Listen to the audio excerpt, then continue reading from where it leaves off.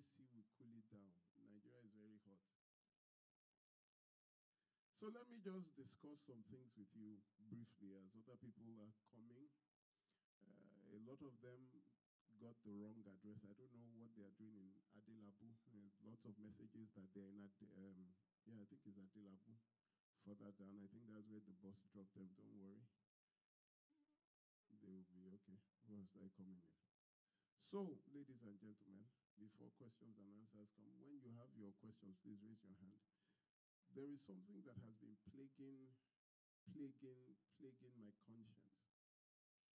I was in 𝗖𝗢𝗙𝗚𝗓 for 2 days. Some of our volunteers had come the day before. It's called child abuse. There are different kinds of child abuse. There's the physical one, that is the beating. There's the emotional, that is when you are always cursing your children. Olori Buruku, you are very stupid. Is this how your mates are? Comparing them with other children who seem to be more brilliant. That is emotional, psychological abuse. The one that ticks me off mostly is the sexual abuse. You don't understand how bad it is until you see one. In this same, it is all over 𝗖𝗢𝗙𝗚𝗓, it is all over 𝗖𝗢𝗙𝗡𝗥, it is all over 𝗖𝗢𝗙𝗙, that you have children that have children for their own parents, for their fathers. When we're talking of sexual abuse, people always think that it is outside. No, it is always inside. An uncle, a case we handled last year, the uncle came to clear a container from the east, just stayed 2 weeks with his younger brother. By the time he left, the daughter had started discharging something like pus.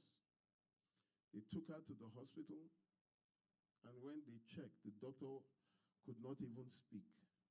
That how is it that an 11-year-old child, the first thing, the first suspect is the father. They were now asking the mother, how many men live in this house? She said, it's her and her husband and another child. Then it must be your husband. Your husband what? This child was defiled. You get there, and after the man swore, the father almost committed suicide. He wanted to jump out the window. Then they now asked the girl, because the girl just refused to talk. They threaten these children not to talk. If you talk, I will kill your father. I will kill. So they are afraid to talk because they don't want their fathers or their mothers to die. Welcome, Barrister 𝗖𝗢𝗙𝗡𝗥. That is our MC. Don't be too comfortable. And that is how the girl eventually now told everyone that his uncle so and so. That one said it's not possible now. He just came for 2 weeks. 2 weeks in your own brother's house. They had to go to the village, pick him up. He was almost killed by his own brother. So it's inside your house. It is inside your house. Over 70% of child defilement occurs inside the home, your own home. And it's always absentee fathers, number one. Always absentee fathers. When I look at men, I begin to like and I begin to dislike, because the statistics are so staggering that most men are just husbands and not fathers. And I tell women, look at that man. Is he just a husband or a father? They are just not there. They are just not there. And you keep giving birth. The first one, you are not there. The second one, why do you keep bringing children when you do not intend to raise or train the children? And then now I'm beginning to look, let us not blame the men now. I'm looking at the woman, who is the only one going up and down, the only one doing everything, and yet you are still bringing in more. Isn't the stress of that one enough? That first child should determine whether there will be a next child. Thank God that we've moved past that dictatorial, I want 4 children. It will just be a declaration. Or the mother-in-law will tell you, in our house, in our home, we are very fertile. We are going to have 5. The family will be telling the woman how many children she will have. Thank God that we are moving away from that. When you give birth to a child, you see the way your husband, your boyfriend, your fiancé, if it was out of wedlock, when you see the way he treats that child, it will determine whether it will be a marriage. Because what you have is a husband. That means it's just there for romantic relationships and not there to train and raise children. And at times, even the women, when you are with a woman who is not just there, I was called to an instance, this was very 7-10 years ago, where a woman was refusing to breastfeed because she didn't want her breasts to drop. She said no, that can't they, and the breasts were full. They were begging a woman in the world to feed her own young because she just wants her breasts to stand. Then I said, probably you shouldn't have had children now if you know that you would not breastfeed. It was unfortunate that she had another child. She didn't breastfeed the first, I don't know. Wouldn't that tell, if I were the man, that would be the end of it. No children. How can you have a mother that will not breastfeed the child? And breast milk is very important for immunity, for brain development. The first thing I would want to tell us, I know the questions are still coming, is to say no to child abuse. Anywhere you hear it, it's not something you settle. You don't negotiate with abuse. You don't spiritualize abuse. You don't offer prayers for abuse. You don't understand abuse. There is no truce with abuse. There is not someone's life is getting, it is there. Abuse takes. Either takes from the father, takes from the mother, or takes from the child. It's a taker. So what are you settling with something that came to take? This bright child, very smart in class. Suddenly, they start failing. And then you make it a spiritual affair. The devil is attacking your children. Why not? What happened? The child that used to be lively now is more quiet and antisocial, just always in the room. Those are pointers that there is something wrong.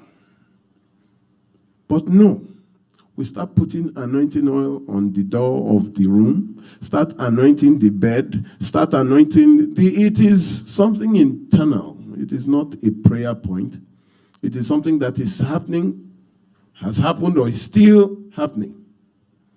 Suddenly the child does not want to go to school anymore. Suddenly the child will be crying when neither mother or father is not around. You should know that there is something wrong. 1 in every 4 girls, 1 in every 10 boys. Now, 1 in every 4 girls will be sexually abused before the age of 18. 1 in every 10 boys will be sexually abused before the age of 10. So you think your sons are safe? You think there's safety somehow? Would the boys get it better? The boys get it worse. That is why you have some men that just can't stop because they were defiled from the beginning. There is no moderation to them. They can't touch them. That's how it was. Just touch them, they followed. That is how they were raised in abuse. Some boys at the age of 9, house girl, auntie, father not always around. Please come and stay with, you just stay with the neighbor next door. Neighbor next door. Now the count is 7. The number of children with HIV. The youngest is 11. Already with HIV. Lives are already being ruined from the very beginning. They even had no choice, no fighting chance. It's not what you settle. What I just want to hammer before we move on is never push for settlement. Even if the person is your brother or sister, the person just destroyed a life. Say, can I send my own brother or sister to? Oh, absolutely. Why not? Because you just sentenced another person's daughter, another person's son to a life in hell. Look at that. Over 70% of women in prison were defiled as children. It increases their probability for criminality. Over 70% also of, welcome ma, over 70% of women that were defiled as children started smoking and drinking by the age of 21.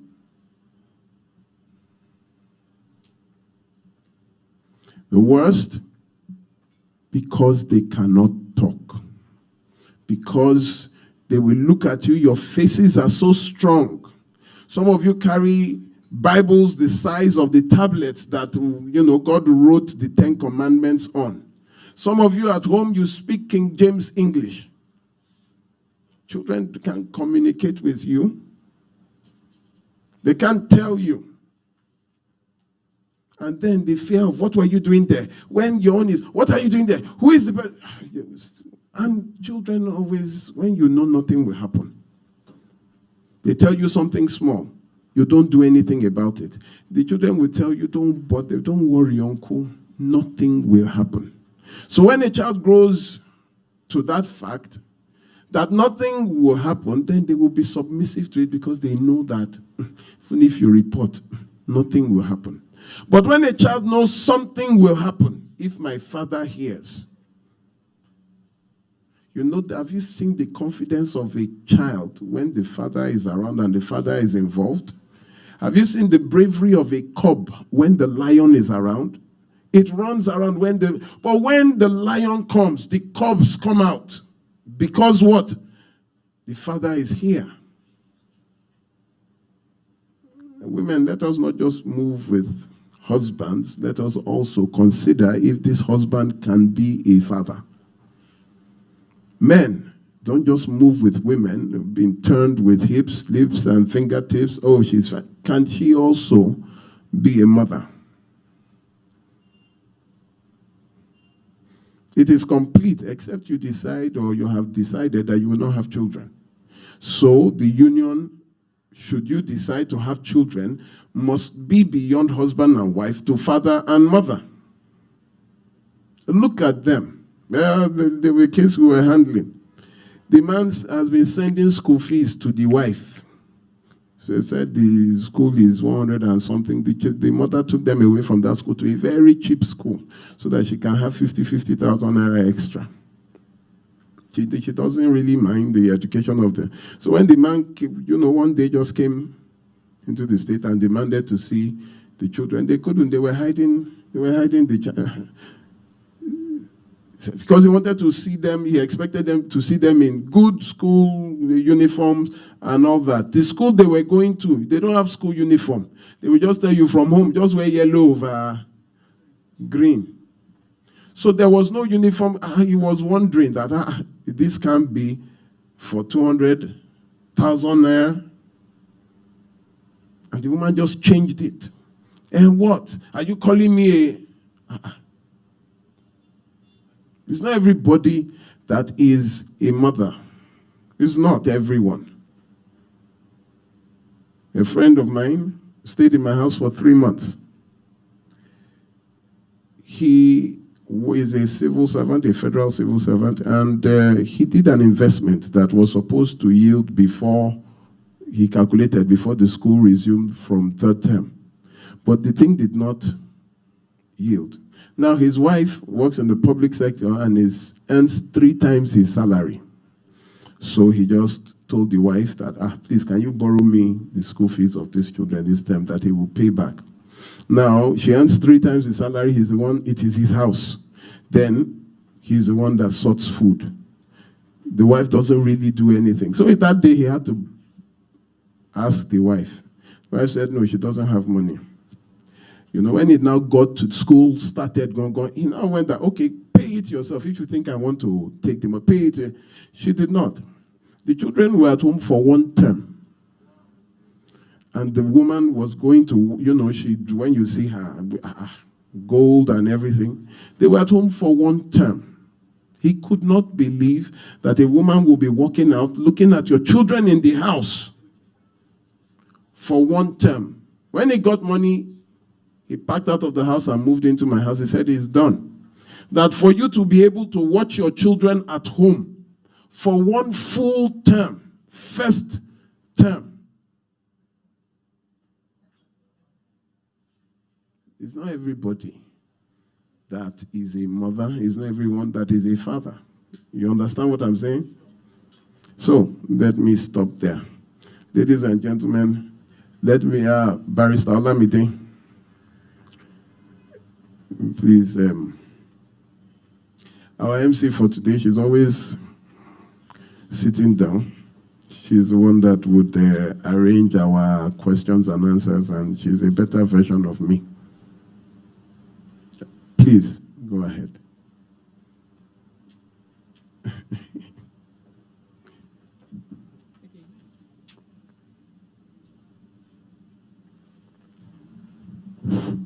Good morning, everyone. I'm sorry I came in late, so I didn't take instructions. Oh, sorry, good afternoon. So I didn't take proper instructions from him. So is there anyone here with any question for Barrister Olumide? Oh, okay. Not yet. Still prepping the question. I will give you questions. Since you know, please, the essence of this is for those with issues that might need help, those with questions that might want answers in marriages, in their relationships, etc. So please don't be shy. We've been doing this for a while. You don't have to be a personal question, probably on behalf of somebody, or there's something biting hard in your mind and you're asking questions.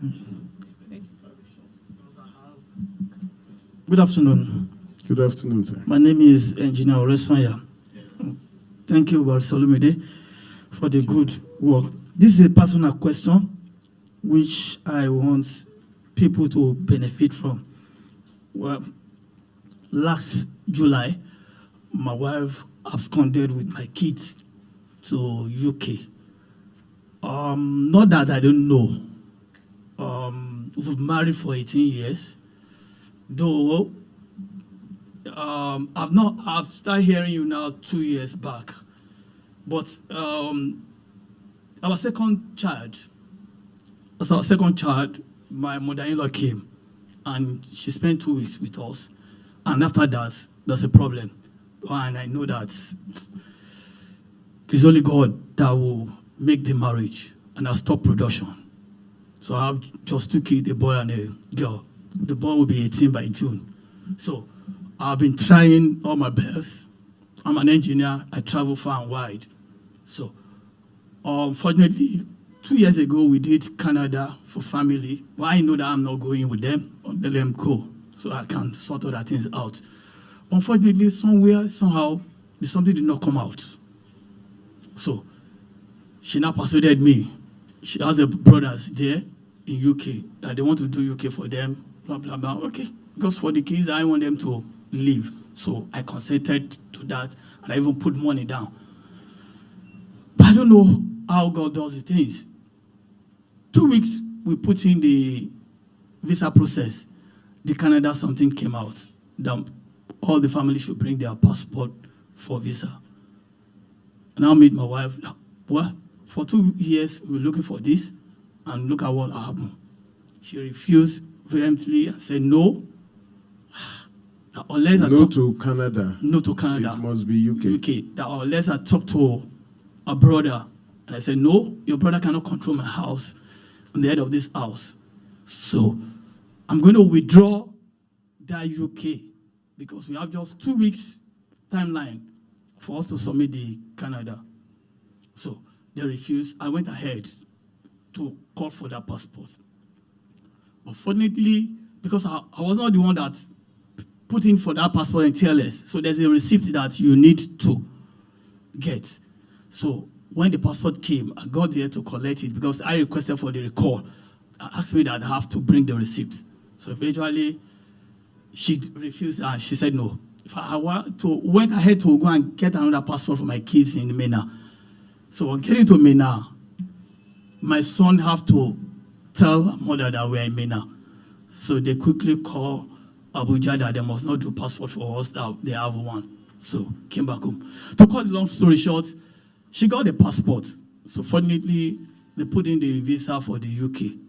So now I went to work outside and I came back one Sunday and met the house empty. Up to now, going to 1 year, nobody talked to me, blocked my children from me, do everything. So, and the marriage that I did is church, but it's Anglican church. And that's why I'm with the certificate, because I want to file for divorce once the 1 year lapse is over. So, is that the marriage certificate? Yes. So the question now, sir, and as God does his things, we have a training school. We train the artisans, the plumbers, the bricklayers. So we have a registered company at the UK. And before this year runs out, I'll be giving 5 years to come to UK where they are. Now, if I enter, if they now turn the responsibility of the children to me, what can I do? Children, you don't talk to the children? They block me. They blocked you. So how can they did they leave the country with your permission? So the children were, do you intend to take up the matter? I want to take up the matter. But because I've gone further and they say because it's international. No, do you want to take it? When you get to London, it's very easy to take up the matter there. You can't come and take up when they're in London and you are also honestly, when I get there, I would like to take it up. Yeah, okay. My opinion is that it might be hard for you to take it up.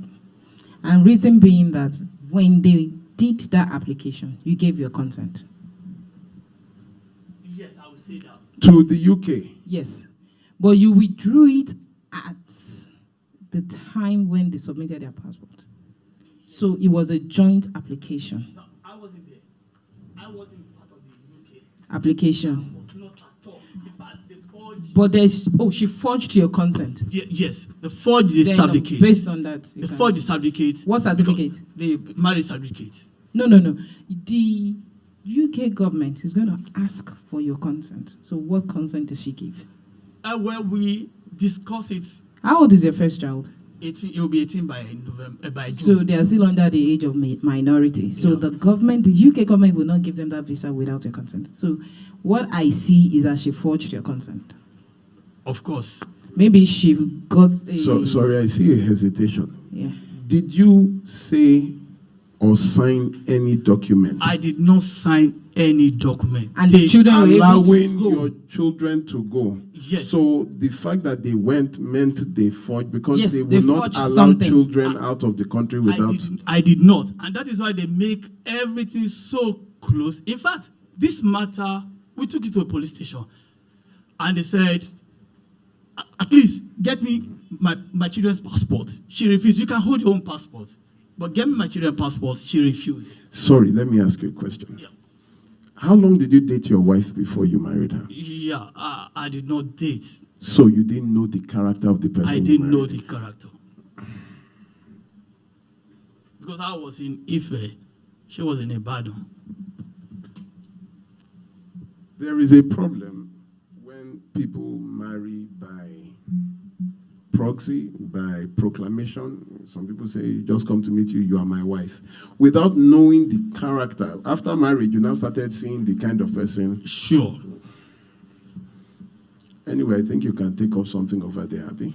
Yes, if there's evidence that she forged your consent, I think what you should be writing to the British High Commission to ask how they got the consent, because you did not give the consent. So what the British government should do is to send the children back to Nigeria. And you might also have, if you have evidence that she forged it, then it's a criminal matter. So are you willing to go the whole hog? Once I got my something process, I think... No, she is talking about the criminal element of it, because from here. The British government will take her on that forgery. Well, I can go for that. I don't think it's my opinion. I don't think because of those children. Please, let it go. Your children, 18, 16 or thereabout? 18, 15. Please, they are old enough. How long have they been away? They left July 22, 2023. By this July, we're going to be 1 year.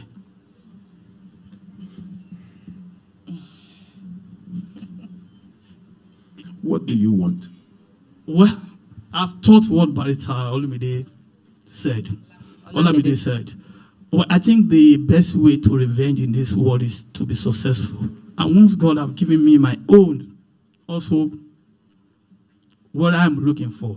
But definitely I know that once they know I'm in, they will want to say, hello, Baba, it's coming. Because But by 18, they can't, a child is an adult, so you can't say you want to take responsibility for. But the issue, what I see, first of all, is that, you must be seen to complain about it. That you might not pursue it, but that a complaint was made that your children are there. Because when you get there, I don't know how vindictive your woman is, but really I don't see a problem because your child is, the younger one is 16. They're already 15, going to be 16. Yeah. Get there first. Okay. So what's the status of the certificates? Oh, it's an original one. They are legally married. From the Ministry of Interior, and it has Form E on it. So you are legally so it's a valid marriage. You are legally married. Okay, so I can start the process for the divorce. Well, once it's a year that she deserted you, Okay. you can. Okay, thank you very much. Thank you very much. You called me a while ago. You called me a while ago and told me this story. Of course. Yes. Okay, I remember. Good to see you in person. Thank you. So, hello, ladies and gentlemen. If you have a question, if you have... sorry. Any question? So, I invited a special person today. This is in response to... Okay, let me read.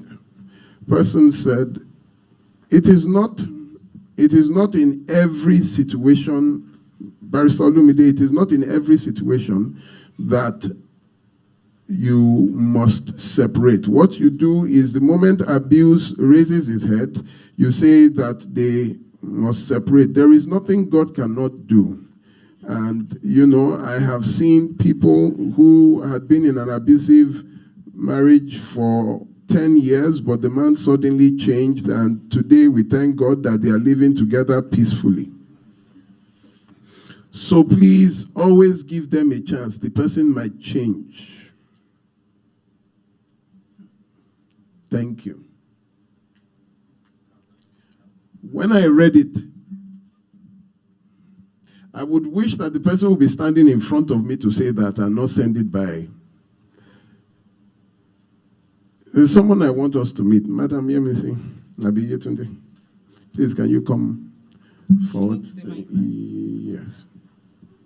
Please, can you put your hands together for this brave woman?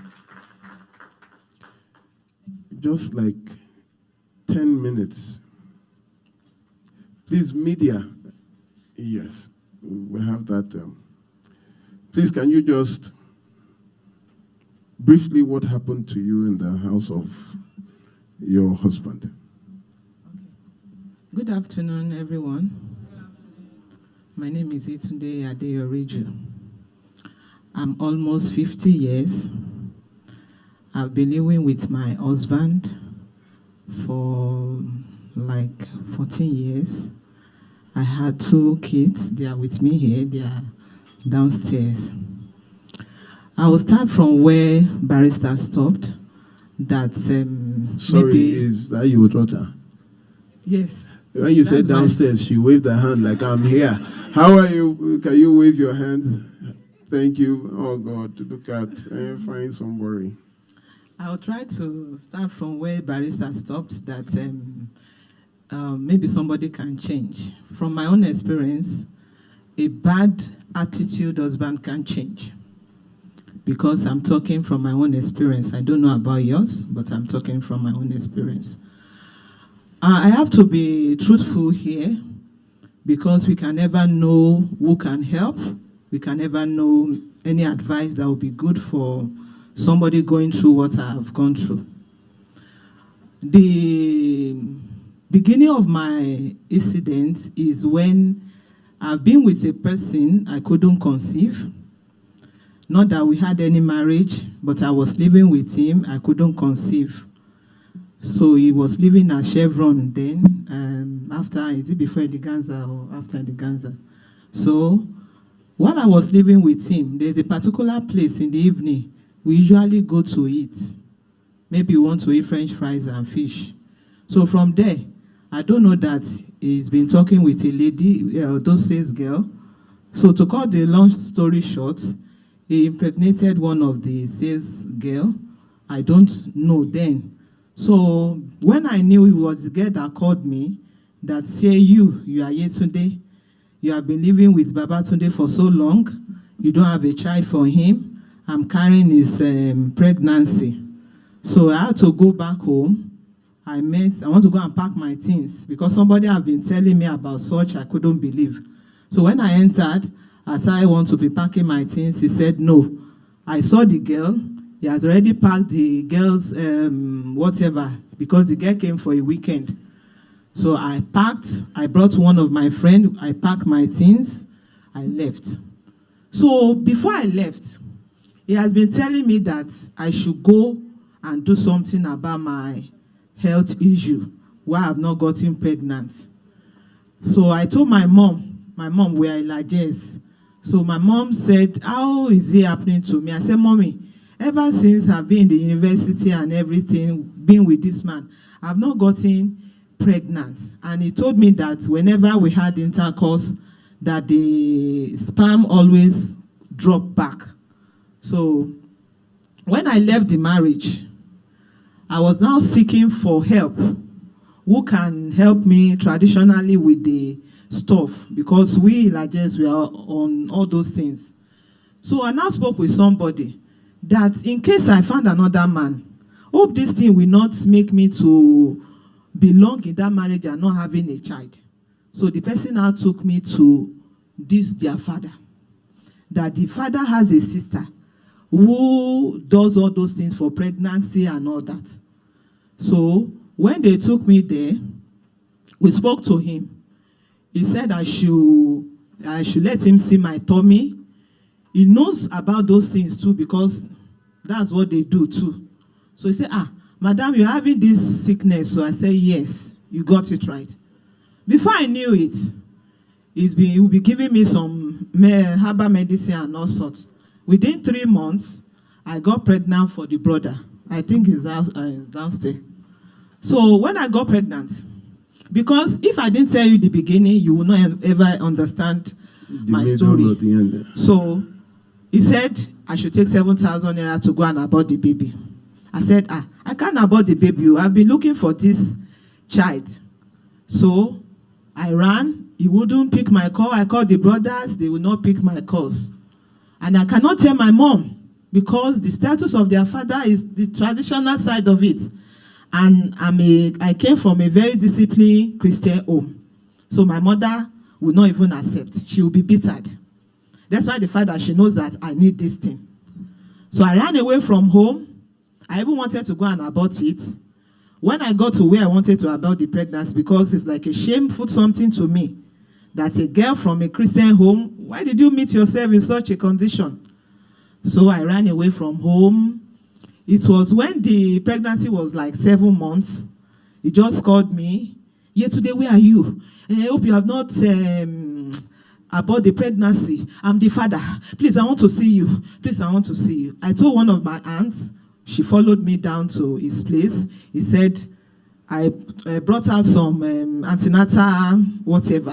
He said, I should not use my father's name. He's the father. I should go and change my name, my own name to his own name, that he is the owner of the pregnancy. I did. From that day, he will be beating me in any slight, anything. He's such an aggressive somebody. He will fight me in the hold up. Sorry, on the screen, we have some of the pictures of when she was beaten there. You can be moving the slides to the other pictures so that you see. Carry on, please. So you will be, even when somebody hits his car at the back, he will drop, even if it's express. He will be fighting. He will off his clothes and be fighting. So it's been an embarrassing situation for me, that how could I call this man my husband? So what made me to pack out? This my daughter. She will be 11 by July 27. So last year July, I made a tough decision to pack out, because he's been using me as a slave. He built an hotel. I was the one handling it. I'm the cook. I'm the cleaner. I'm the everything, because he knows I'm very hardworking. And he has never given me 20,000 naira. But he can go to Lagos Island, take 1 million naira, buy shoe, use latest cars of 22, 30 million. But he can never say, my wife, what do you want to do? As we have already talked together, that I want to be selling food. I'm a good cook. Let me be selling drinks. He will never. The day you tell him that, Daddy, please, remember what we talked together. This place is not my own. You have 2 wives already at home. I'm the third. I'm the last one. But you told me if I handle your hotel, you will also build my own business for me, which you never did. The 2 wives, they were after my life, because it took me to go and handle the hotel. But I used to tell them something, that I'm not after his material things, because initially I didn't meet anything from him. It was when we started dating, he got all those things. Even the day we were opening the hotel, that day was the day I was supposed to have left this world, because there was accidental discharge just 2 inches from my leg before the party started. The security that is monitoring and everything, he just said he doesn't know how the gun discharged. But I used to tell people, in everything, let our hand be clean, because there is a moment between you and God, that time, no pastor, nobody will be there. God will look at the works of your hands to judge you. If not, there's so many situations that God has helped me through to overcome all this difficulty of my life. So, in that hotel, he will beat me, naked me in front of staff. My child, they are here. Go and call Isaac for me, because they are aware of everything. The day he was beating me, yeah, come. Desola, were you here when he was beating me in this place? Yes. So I did not come here to justify myself. I just ran away from the marriage, because this is the person I work with everything that is called honesty. When I wanted to leave his house, I did not even have money to go and rent a house. For you to know that is how my mother trained me. I work with him without saving any money from his own company to go and buy even a quarter of land, which many people used to tell me, Mommy Isaac, you know you came from polygamous family. Go and be keeping money, otherwise this man is just using you as a slave. I say, no, I will not do it because I've not even thief his money. Look at me here. I did not, no man has ever slept with me except my dear father till now. The other ones. So, I think there's a video. Thank you. Go ahead, please. So, I now thought of it that this is the time for me to go. I have labored too much and I've been sick for 5 years. I can't stand too much. I can't walk too much because at that time I was having ovarian cyst and it took me, we have spent a lot of money. We have used herbal medicine and all that. So until we did, he said I should still be walking. I will be walking. There was a day, my daughter said something. There was a particular gown I used to wear in the hotel when I'm working. She told me this few weeks ago that, Mommy, ever since you have been using this particular gown in the hotel, it used to be dirty. But now, the gown used to be clean. That is to show you how I walk and walk in that hotel. So the day I made up my mind, he doesn't even want to see me. He doesn't want to, any slight thing, he started beating my children. That's how we do, not that he's only focused on me. That's how he do, he also do to the other wives. So that's how we do. So I planned it to escape from here. So it's not there. It's not there. It's not showing. Yes, sir. Go ahead. It would. So when I wanted to leave, I've left before like a year. I suffered. Okay. That was when. Okay, you can speak yourself, man. This is me here. When he beat me here around something from 11 in the night. So in the hotel, this is his hotel. When he beat me, he left, he carried, because he was in the boarding school. He wanted to go and resume. So he carried him around 5 o'clock. He left me in the hotel, full of blood. So I now call, there is a brother, the family brother, he's not here, he's talking in the video. I called him that, Daddy, please, I need your service, I'm dying. They came, he brought this massager. This is 𝗖𝗢𝗙𝗡𝗥 massager, because the man said my skull shifted to the back because he used iron. Isaac, were you not there? Joy, am I lying? He used iron like this to hit me. Even till now, I used to barb my hair down because this particular place is pressed down. So when the man brought this person to me, after the massaging of my head, I now call one of my mother in the church. They came, they took me to the hospital. From there, I went for scan and x-ray. So with all this, he left me for 2 weeks before he came down to the hotel. And even the mommy that took me to the hospital, the husband was like, Madam, from this hospital bed, go away from this marriage. I told the man, Daddy, I don't have helper. I don't have a father. I don't have a mother. Where will I go? This man, he has done it before. When I left for a year, then they were small. He went to my mother church, brought my mother out, started tearing my mother's clothes. Yes. I didn't even know. It was people that called me. Mommy Isaac, where are you? Your husband want to kill your father. Your husband want to kill your mother. Where are you?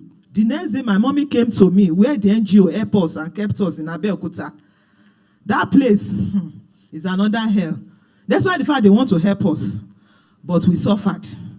Then they give us 5,000 naira a month. We should not disclose where we are to anybody. So we are not living fine. There was a day our enemy want to die. I have to back her. I went to the POS stand. God is my witness. I went there. I backed her. She was vomiting and everything. Who will I ask money in this POS this thing? Should I ask this man? Later, when I saw that the thing is getting, I just, please, sir, help me. This is my baby. She's dying. What of your husband? Was the first thing that came out of the man's mouth. I said, sir, just help me. The man said, okay, I will not give you money. Let's go to a pharmacy. The man bought so many drugs for her. It was since then she knew one drug that was inclusive in that package, which is, what's the name of the drug? Bonjela is for any sore something. Since then she has known that drug. That drug was inclusive in this thing, and the thing really worked. So when the NGO, when we were there, the meeting place is welfare at Ifo. Two more minutes. Yes, sir. It was in Ifo. Before we got there, you will settle there, maybe 30,000. When I come, they say, madam, you want to go with these children? You are joking. Tell us where you live.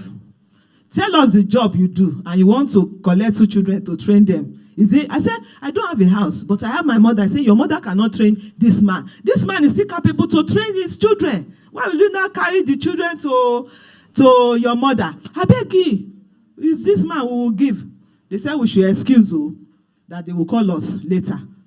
Before they said they should call us, he has already taken this one, this Isaac, put him in his car.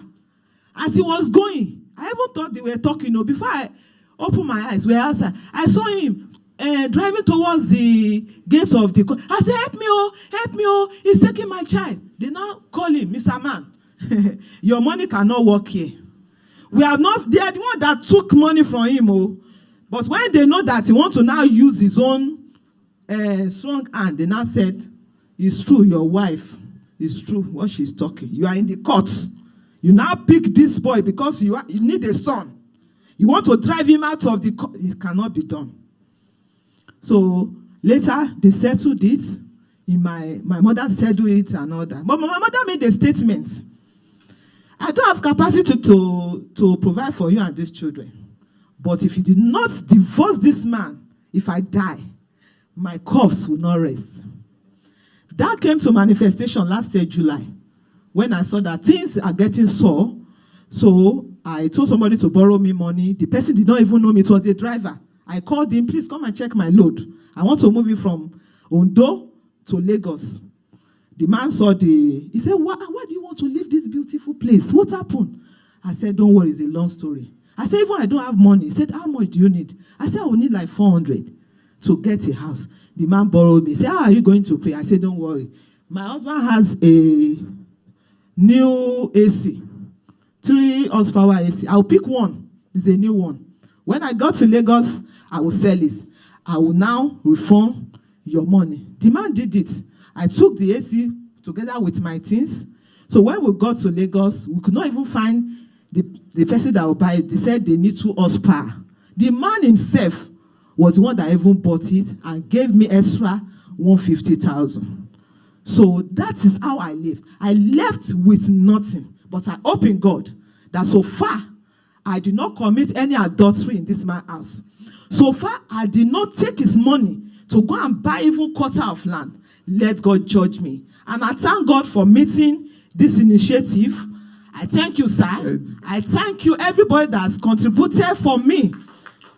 The support you have given me. May God bless you. Thank you. It was when I thought everything was down. I listened to his program on the radio.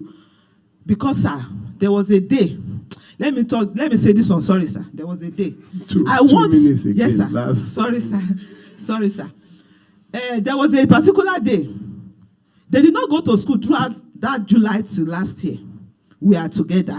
I was, trying to sort things. Things are not going together until my senior sister paid for their school fees this January in a public school. So, I think it's that January, nothing to eat at all. That has been our, but I will try for them to eat at least once in a day. People don't believe because when they see me, they will not help me. They say, Mommy, don't lie now. Why are you talking that you are not eating? It's irritating, but I know we are hungry. But they will judge me because of my stature.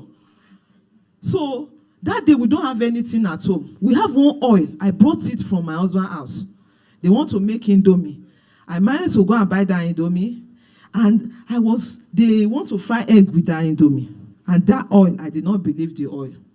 But they want to eat, no help. I cooked the indomie with the oil, thinking that maybe it's that day we will die safe. When we finish it, I ate out of it, and they ate. I told God, I have used this oil to cook this indomie. If I could wake up and my children will wake up till the next day without us not dying because of this oil, Father, I will glorify you. In the middle of the night, I opened my eyes. It was 12 o'clock. I said, Oluwa. My children woke up. I was waking them. So this oil did not kill us. Thank God. God, I will serve you till I die. So it's been a tough battle. I move out with faith, not with anything. When I now listened to Mr. Olumide on the radio, he called me and assisted me. I want to thank you, sir. And I pray for you. What my house has seen in my husband's marriage, your children will never experience it. And I pray for everyone. Your children will not fall as a prey to their enemy. What they will call you for to be coming because of your own children, God will not let it happen to you in Jesus' name. Amen. And let me add this thing. Please don't joke with your children, our children. The transport money that got us here is not something we can joke about. But I will never leave them. I will never leave them for my neighbors. Barrister have said, everybody knows me. Mama Omolomo Meji Yeni is me. Because they are open.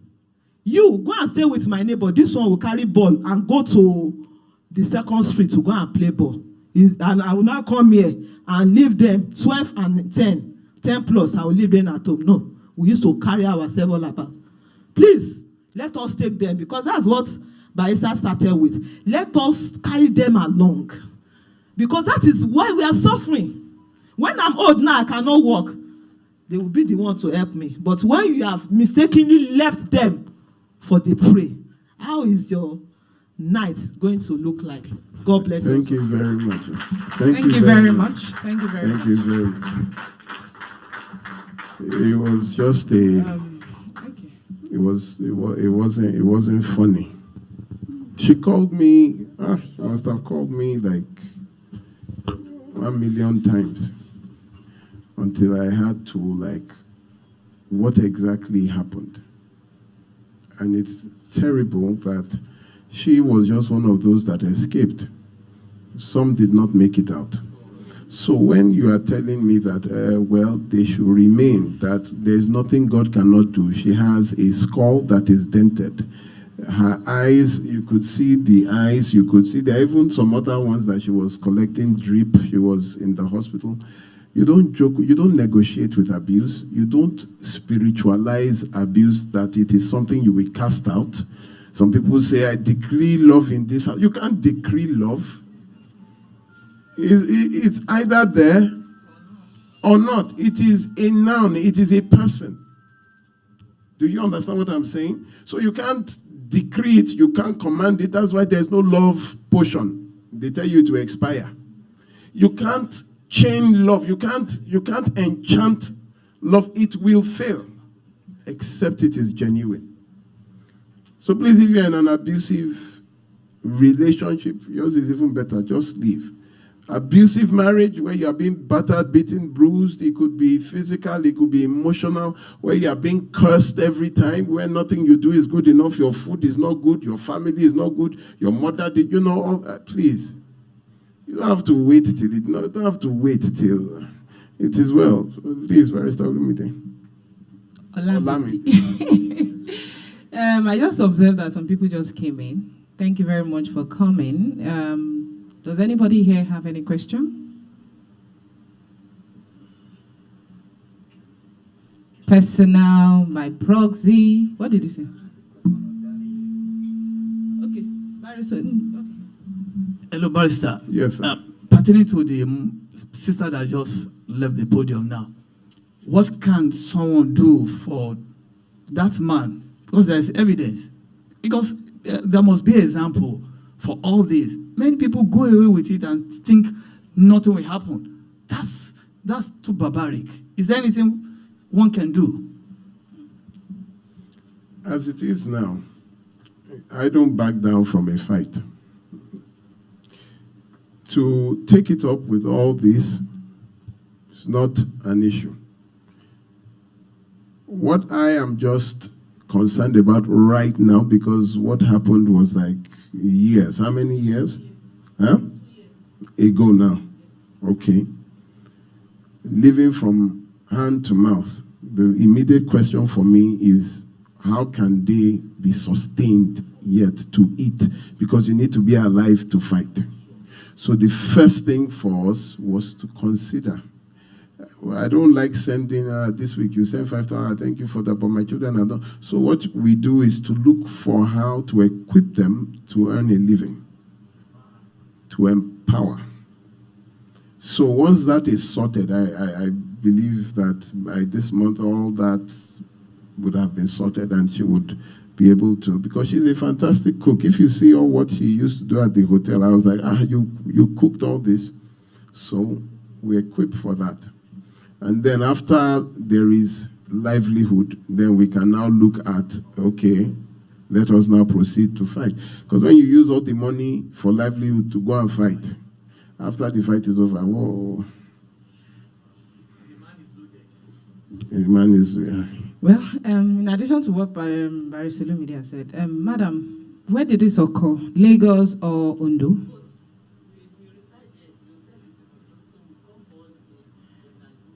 So Okay, he was beating you interstate. So, you know, you know why I'm asking? Because Lagos State is doing a very good job through Lagos State. Okay. We've been to Alausa. They know about my case.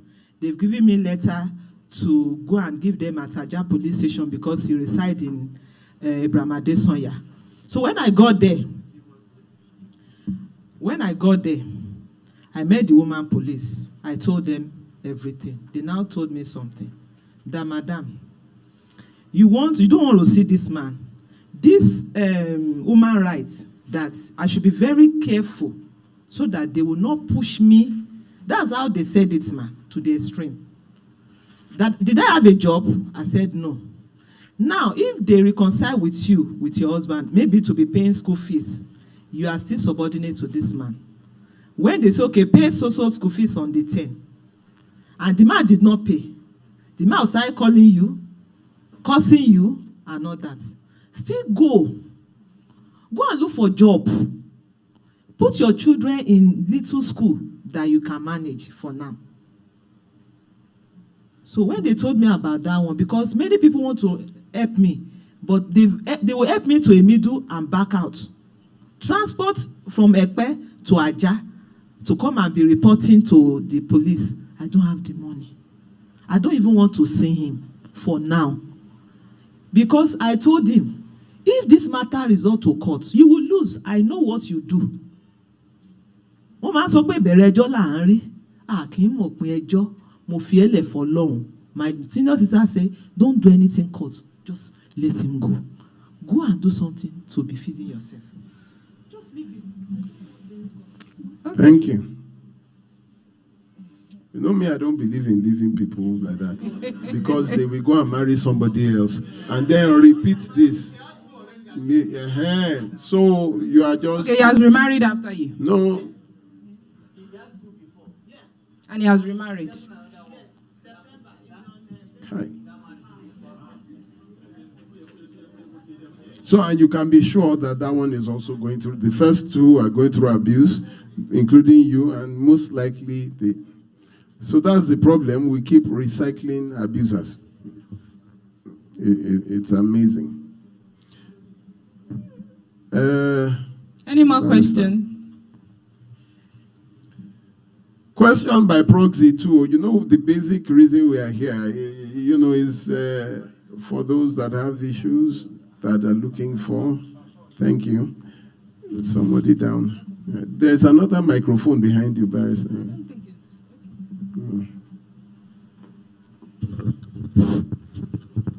If you can't ask a personal question, you can ask in third person that your friend is so and so, something is so that we can help you.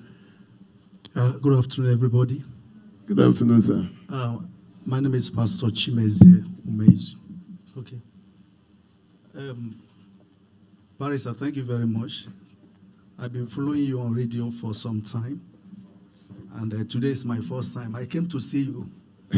We even wearing the same trousers. Well done, sir. Thank you, sir. I came today because I said this voice I've been hearing on radio. I just want to see him. So that is what brought me here. Thank you very much for what you do. God bless you. God will keep to reward you and encourage you.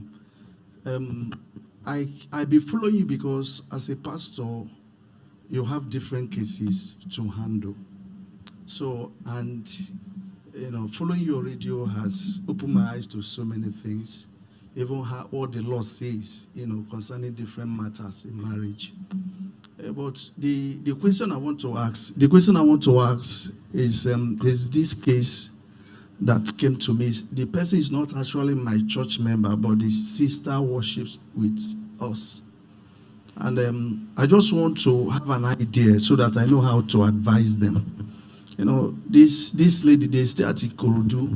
The complaint is that the husband is seeing another woman and is not starving his family. You know, he takes care of this woman outside there and the children goes hungry. You know, so and she's been dealing with that, but it's even getting worse. That the man is threatening her that, you know, if you do too much, I'll just leave you people and disappear, you know.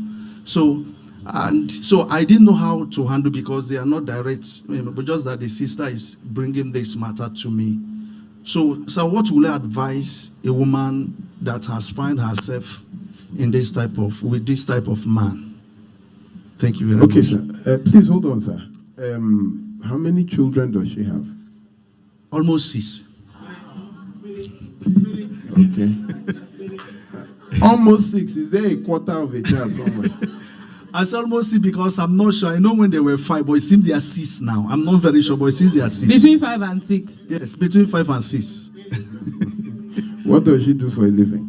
She's just doing a petty business. Nothing. In fact, the story is that there was time she started frying akara, but the man will come there, eats all the akara without paying. So now I don't think she's doing anything. Thank you very much, sir. Yeah, Thank you very much, sir.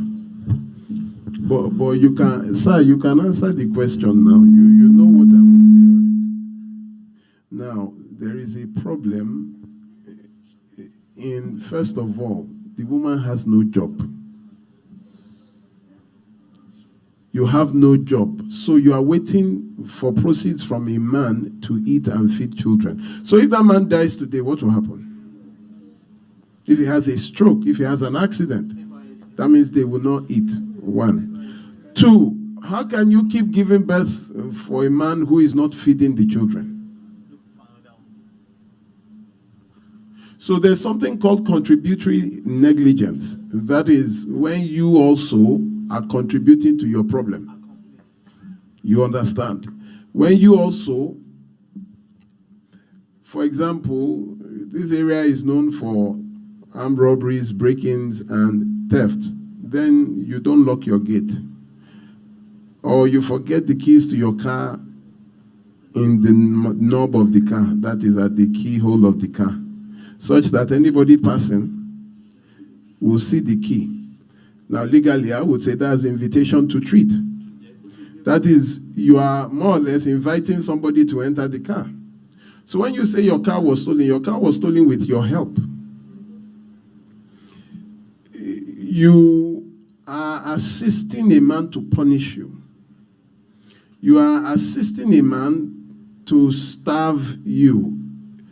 the woman is taking all his time, attention, and finances, and you are giving birth to more children when the other ones have not eaten. It's all shades of wrong.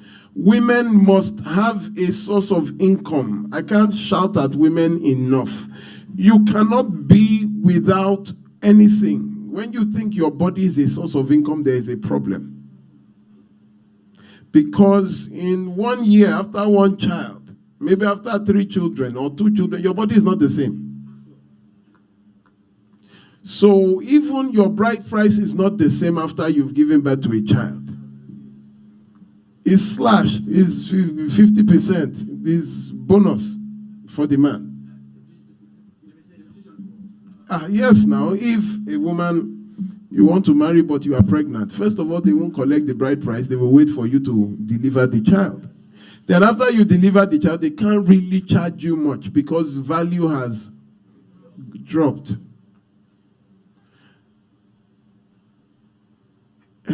You can't, women, you must have something you are doing. Your body cannot be your source of income. The people will be saying, now look at me. I mean, what are you? I mean, what are you? You are depreciating every day. And a man goes, I don't know how men choose women that do nothing. To do nothing means in your home, there will be nothing. You will be feeding your problem, housing your problem, clothing your problem until your problem is healthy enough to be bigger than you. So the woman is the source of our problem. It's just simple. And in church, sir, be angry at people that are still the same, coming to pray for breakthrough. After 2-3 years, they are still praying for breakthrough. The church should push them out. At times I tell people to print their CVs. Come, if it is not working, what can you do? Go and learn a skill. Someone was asking me for money. I bought clipper for the person. Go and learn how to cut hair. At least if you cut, in my area, it's about 800 to 1,000. If you cut 3 people every day, that's 3,000 every day. In 10 days, that's 30,000 naira. And if you are good, you have more people. But let us not keep feeding like the government is giving us palliatives. It can only last that. Look at the rice that they shared. It was beside my area. 7 people died because of palliative. Free, looking for a man who is rich, and it is the men. How can you be choosing women that have nothing to offer? You met them doing nothing. Just say she's fine. You know, and I tell this story. A man called me and said, Barrister, thank you. That is me. Listen to your program. In fact, I just saw my wife now. I said, you just saw your wife. Okay, no problem. So what's the name? He said, I will call you back. Let me ask. He just saw one woman passing by. And in his mind, I have seen my wife. They have already decided. So if it is Medusa, you see, when you have just decided you will marry her without knowing nothing. Contributory negligence. If she's selling pure water, at least when you have money, you can invest in her pure water. She would at least start making bottled water. She must be doing something. You, a man too, must be doing something. Lots of women here paid their own bride price, borrowed the money to pay her bride price. I've done a lot of issues where the woman says, now the man is asking for a refund of bride price that is no longer interested. Bride price that they borrowed you to pay. Who caused it now? Barrister, let me think. Any more questions? Okay.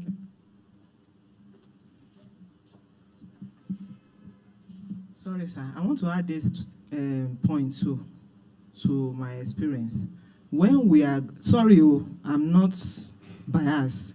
When we are reporting to our pastors what we are going through with our husband, let us also be careful.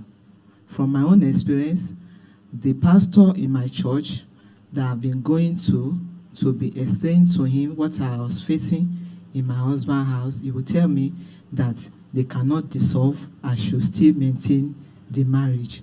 He also demand that want to come and sleep with me in my husband's hotel. If I'm not strong, we had sex. And I was asking him, Daddy, you came to my husband's hotel to come and have sex with me. He said, Shebi, you told me that your husband doesn't have your time. He's not sleeping with you. He will be sleeping with me, but he doesn't have On behalf of your husband. Yes.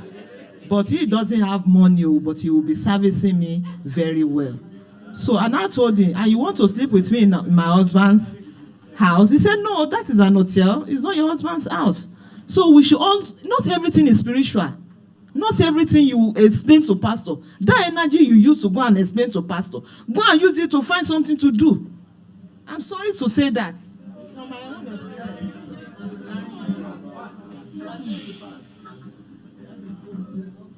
Any more questions?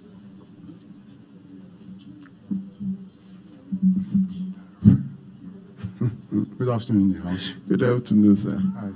I just want to, this is the first time I'll come here. Welcome, sir. I'm a silent listener to the Varsa. Thank you, sir. Thank you, sir. 99.3 Nigeria Full. Yes, sir. I would say that there are millions of those of people like me that don't listen and don't respond in the radio for reason being known to us. So when I learned that you are here very near me, because I live very close here, I said I must see Pastor Olumide physically today. So I've been trying to come, but one or two things I will not be able to make it. So I want to appreciate you, sir. You've been very, very fantastic. Thank you very much. You're very, very fantastic, and people like you are very, very scarce. It's not only in Nigeria, in the world. Wow. You've been trying your best, your time, everything, to put everything upright. And I know when you are doing such thing, you have many challenges. People will label you. The pastor and other people, they won't like you. But take all the challenges, right? Don't mind them. Thank you, sir. Just keep on striking on. May God be with you to achieve whatever you are doing in life. Thank you. And may God be with your children, with your marriage, with your wife and your children. Amen. God bless you, right? Thank you very much, sir. Thank you very much. Thank you very much, sir. I appreciate it.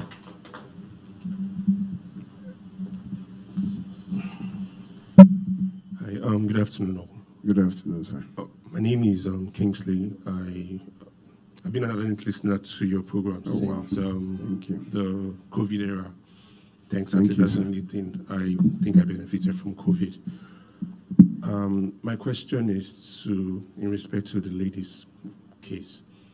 Are there no crimes that are crime against the state, not individual? Are there no offenses that, when it happens, even when the victim refused to press charges, the state as a body could take up cases like that? Because you find a scenario where a fellow human could do such to his own partner, and they say leave it for God. Are there no cases where the state would be responsible for the life of others? Because if this man, as she has said, has gone ahead to marry another, he would inflict such. So as a lawyer, are there cases that is against the state, not the individual? Thank you. Also, I know because of regulatory reasons, you're not being allowed to. How can we support your foundation or your NGO? Because sometimes the burden of these cases comes with financial responsibility, and I really want to beckon on everybody. It's good everybody says, "Oh, Barrister Olumide, God supports you, we pray for you," but he, as a person, his tax and his obligation also needs financial support. So in whatever way we could say, oh, this is my own little contribution to this cause. Because I speak from a place of pain, knowing that someone will be this brutal and he walks scot-free. There are other clients where even when the victim decides not to press charges, the state as a body does not let it go. So please, Barrister Olumide, if there's a way we could support in our own little token towards what you do, we would appreciate if you share. Thank you. Thank you very much. Thank you very much. I think, okay. Can I respond to Yes, that? you can go ahead. Definitely, a crime is against the state, it's not against the individual. Under any condition. However, the state cannot prosecute when there is no witness. She's the star witness. So she's the one that can come to court and give evidence. But when there is nobody to give evidence, the court cannot do anything. So it's not like the court is not willing to do, but when there's no evidence, the court cannot proceed in error. So unfortunately, that is the situation. Thank you very much, sir. I really appreciate. Probably at the. Oh, to support. Okay, I would probably read out our details shortly. Thank you very much. I appreciate it. Good afternoon, everyone. Good afternoon. On the state persecuting, just like our sister here said, not in this our country. Exactly what our mommy did, that is what every woman who is in abuse should do. You leave, then go and look for what to do to take care of your children. Because I myself, I came out from abuse too, and I know what I'm passing through. I work. Yes, I'm a civil servant, and I earn money. I find myself in a police station when this thing just started. At first, my ex was afraid of police. Whenever he wants to start, that was when Lagos State started putting a price on abuse. They said if you beat your wife and it's reported, you pay 50,000. There was a period then in Lagos State. So he was always afraid. So the thing would just be we quarrel, we fight. Until the day we fought, and I took that move. I went to the police station to report. And on getting to the police station, we found out that it's the same thing. What is being done in the church is what is done in the police station. I was there. Like, I always report him to the church, and they will resettle us, be patient, sister, God will do it, God hate that voice, all that. When we got to police station, I myself, I was surprised that it's the same thing I came to receive in the police station. They were like, oh, it's a family, you know, you have to forgive, just do it like this, let's do it. So it's the same thing, the impunity. That is why, okay, look at her now. He has left her with 2 children, and he went and remarried. The same thing with mine. He left me with 4 children, and he didn't even just did ordinary marriage of, okay, let us just have children, you know. He went and did marriage, party, elaborate marriage. So because the state is not doing it, so let us just forget about state. I know how much I've paid so far on my own, and nothing is done. Thank you very much, and I sympathize with your situation. But yes, the social cultural issues are there. However, Lagos State is not the Lagos State of before.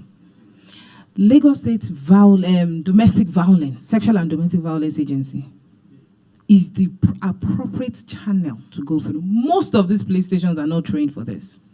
Some of them don't have the gender unit. So what they are doing now is training them. I won't say that I will not debunk what you are saying. But it's not like that anymore. The appropriate channel is the Lagos State Domestic Violence Agency. That is what they are there for. And I can tell you they are very effective. Very effective. If you have anybody going through domestic violence, don't go to the police station. Go to domestic violence. And they will now refer you to a police station. They know the police station where you're supposed to go. It's not all the police stations that are trained. Even in the gender units, there are still some women. But it's a limit, is that a lie? So it's a problem. But women should be willing to test the law. The law is there, test it. Don't always leave it to God. That is why our jurisprudence in that area is not developing, because everybody is leaving it to God. Don't leave it to God. I have taken my friend's husband in the middle of the night. I called the coordinator. She's now the executive secretary of Lagos State Domestic Violence. We were called mates in law school. Lola wrote Viva. She's now Viva Dini. If I call Lola in the middle of the night, she will respond. She gave me 6 RRS. My friend called me to say her husband was beaten. I said, in this Lagos, I'm coming. 6 RRS from the deputy governor's office. They followed me there and we hooked him. I threw him in jail and I go to their house very well. And when they were saying, and all of that, the police station immediately, he said, where are you people from? He said, Lagos State. Oh yeah, Mr. Man. Gallo. I was one that now interfered and said, okay. Now that his dead is now correct. But he will leave the house for the woman. He had to leave. So he went back home that midnight after we put him there for a while. So his body came down. Yes, I was the one that channeled it. And he's my friend. The man is my friend. But at that time, I did not. I said, I'm coming here as a lawyer, not as a family friend. We tested the law. Now he's paying fees and all of that. They are separated. Everybody's living in peace. So if you are not willing to test the law, if my friend had called me that night and I said, because I know him, because I know what, please call me. I will channel it. I will lead the squad. I will go there and pick the men. But because people are not talking, there's nothing you can do. The police will not come to your house if you don't make complaints. And of course, the police stations, yes, they are still a very high. If you know any police station in this Lagos that is perpetrating this crime, because I can tell you it's perpetration, please go to the Lagos Sexual and Domestic Violence Unit, and I can assure you they will attend to it. All right. Okay, they are also in this. Sorry. They settle, because domestic violence is a crime. It is not meant to be settled. You know, when you were talking, it seems you didn't notice like 7 hands just came out. Hold on, okay, please, hold on. everybody that asks questions, it's very serious. It's a very serious matter. Let me tell you something. Okay, then I'll come back to you. Everybody is going to talk. Don't worry. Okay. I see you, ma. Domestic violence is a very serious matter. Unfortunately, it has been trivialized by religion and culture to tell you that there is nobody that is not going through their own in their house, so you just have to. Now, when women and men sit down, in fact, for the past, there was a time I had to invite you over, it has been men coming to report domestic violence now. Yes. In fact, with video, pictures, and all that of how their wives are also beating them. But because a man's ego, how can I tell people that my wife is beating me? And you know, there was a time he went to the police station, and when he just lodged it in, the woman who was supposed to write the statement started laughing. That, oh guys, you big like this. So you shame them, they turned back. So in Abakaliki, a man came to complain about domestic violence, that his wife is seriously traumatizing him and he doesn't want to respond. And the police officers laughed and said that, you know, as a man, he should take care of his home. And they didn't even write down the statement. The man left and came back 3 hours later with the head of his wife. Dropped it at the police station there and sat down there. Now, they had to sack all the officers and front desk because he came to report first. It happened in Abakaliki. There are some places you can't go to. And you have to learn to stand on a right. That is why it is called right. It is, once a policeman refuses to enter, and we went to, it was 𝗖𝗢𝗨𝗡𝗦𝗘𝗥𝗏. The woman they were reporting to was also just beaten by her husband. The police men and women that you are going to are also going through domestic. The pastor that you are talking to is going through, last year, 4 pastors committed suicide because of their wives. 4. One in Oworo, Redeemed Christian Church of God. Another in Imo, he jumped from a 2-story building. And 2 others around Ogun State. So abuse has now come home to all those who were breeding it, telling you to go back. Now it has come to their own homes, and you see that even they cannot take it. Don't give up.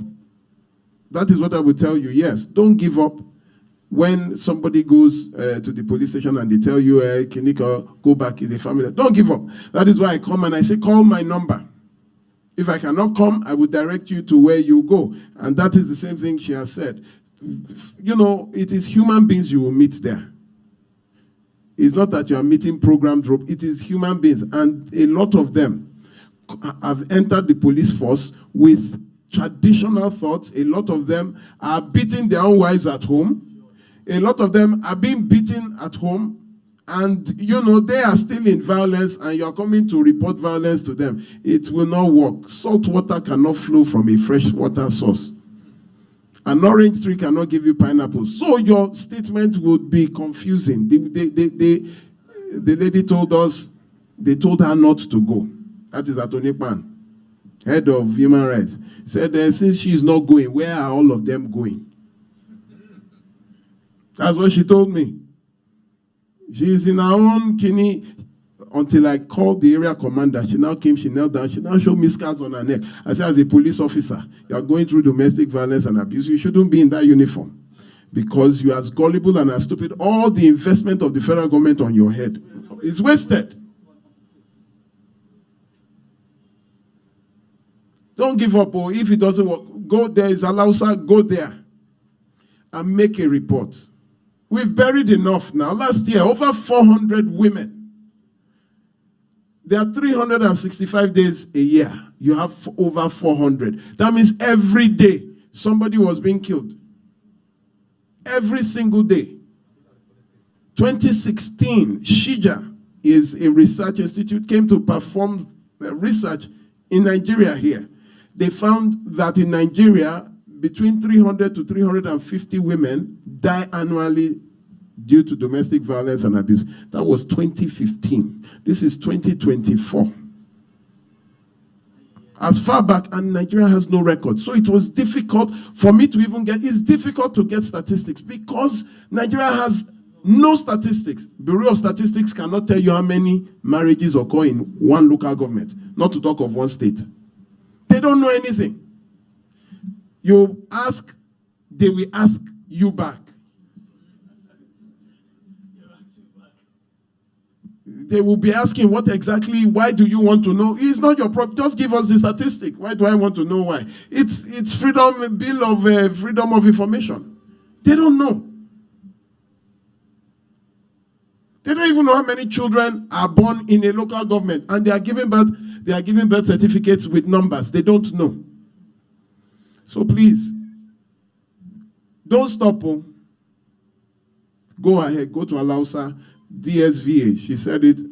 DSVA, or you contact some of the NGOs like ours and some of the family lawyers that would lead you to the right place. At least last year, I know we locked up almost 30 men, 3 women guilty of domestic violence. That is also a no. So please go ahead, Barrister. Who are the people that have questions? Did you? Okay, about what? Domestic violence agencies. So I just wanted to say what you just took it out of my mouth. And I also have an example. So I had this neighbor around 11 p.m. He would beat his wife. It got so bad that I think his first son stood up to him and he said he was going to kill him also together. And that happened for 3 days before. I was drawn to it. So one night around that 11:30 towards 12 midnight, I just called domestic violence. I had their phone number. I called them, and the following week, I saw them came to the house. So apparently, maybe they have come to do their own research, and they came to their house, to their compound. They brought the woman out, and they took the man away. So, and after that, that incident ceased. So, I think when we attend programs like this, we have numbers so that when we experience such, we could also call them and give them the details. I'm sure the Lagos State and Nurses Initiative or agencies like this, they respond. And Lagos State it's not used to be the Lagos State we know before. But like you said, most police stations are not trained to handle this. So that's what I wanted to say. Thank you. Because I know that Lola has said this before, that the police is frustrating their work. So the police so don't go to the police. Just go to the Lagos State Domestic Violence Agency. Sorry, I know you were. Good afternoon, everyone. My name is Onome. So I want to ask, I've been through the domestic violence stuff. My husband is not around. He's not in the country. So I want to ask, in a situation whereby he's no longer taking care of his kids, he's not here in Nigeria, what do you do? Can I ask you a question? What country is he? Okay. Europe or the US? No, he's in Canada. Okay. So, what exactly do you want, ma? Oh, sorry. Please, can you come to the front? There's another mic there. Yes. What exactly do you want, ma? Okay. Honestly, I do not want any harm done to him. And at the same time, I want him to take his responsibilities, like take care of his children. Because the story is long, so let me just leave it like that. Salim, please, before you respond. I'm sorry, madam, how many children do you have? 2 girls, how old are they? 13 and 10 plus. What kind of marriage did you contract? Just traditional, no statutory marriage. Okay, how did he get to Canada? Did he go there as a migrant or illegal migrant? So he's there illegally. He's there illegally. Okay, there are 2 ways. You can approach the family court in Lagos and serve him by substituted means in Canada. Right? If the if the court gives judgment, you can levy that judgment even in Canada against him. Or you can approach the Canadian embassy and write to them. They will bring him back home. So it's like you didn't hear what she said. What did she say? She doesn't want any harm. I told her the option. I gave her 2 options. Is it that the future of your children, or you don't want any harm done to him? Write the Canadian embassy, because they will look for him. They have data. They will look for him. So if you get judgment from a court in Nigeria, you can register that judgment in Canada, and they will levy it against him. It's a crime in Canada to not take care of your children. Barrister Olamide. Sir. He said he does not want any harm. So by the time you're already writing an embassy to get him, it is harm. So thank you very much, ma. Thank you very much, ma. How long have you been alone here?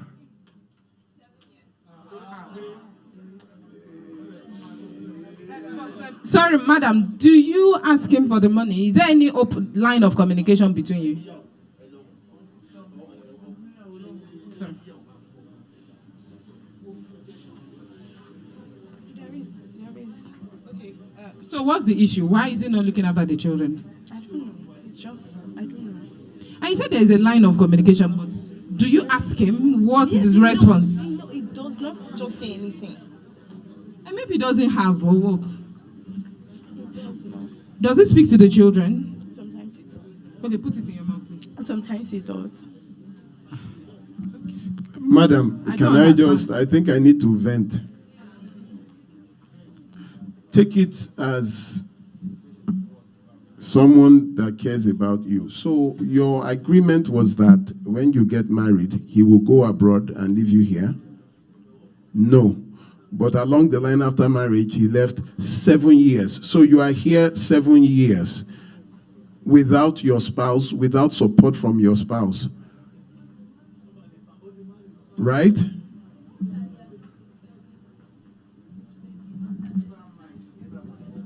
Not that he has not been sending since. When last did he So send? you know what? Please just come to the front so you can answer all the questions. So when last did he send to you? Last year, sir. He sent last year when? Last year, December. December, January, February. December. Yeah, I'm counting it for you. Okay. So further, he has not been with you physically for 7 years. Yes, yes. This is okay with you. It's not okay, but what do I do? But what? I don't know what to do. You don't know what to do. Do you know what you... This is the vision of the marriage you had, right? No. No, this is not your vision of marriage. Do you feel compelled to remain in the marriage? No. No. So what exactly is holding you down in the marriage?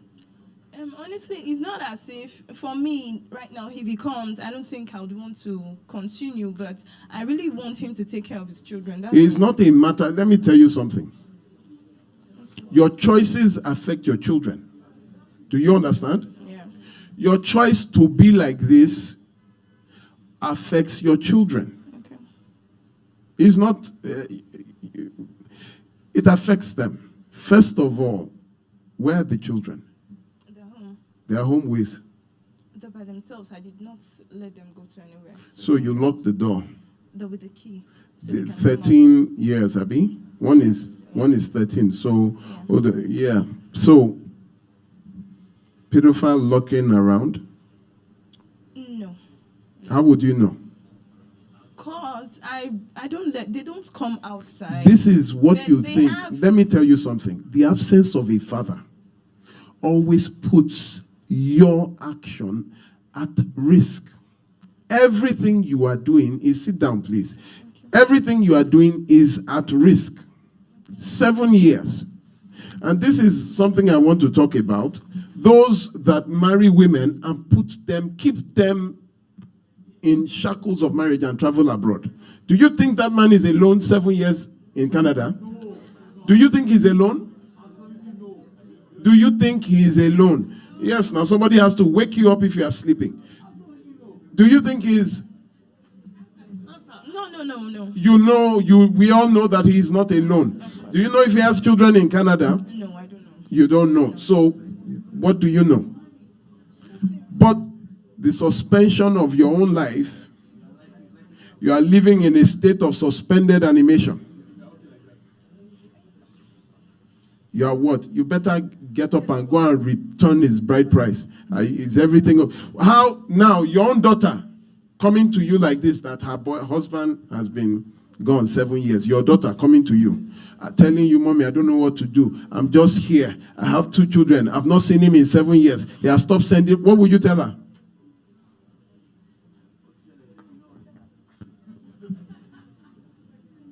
You tell her it is the same thing that happened to me. Do you know that you really need to make sure that what you are suffering, taking care of the children alone, will not be in vain?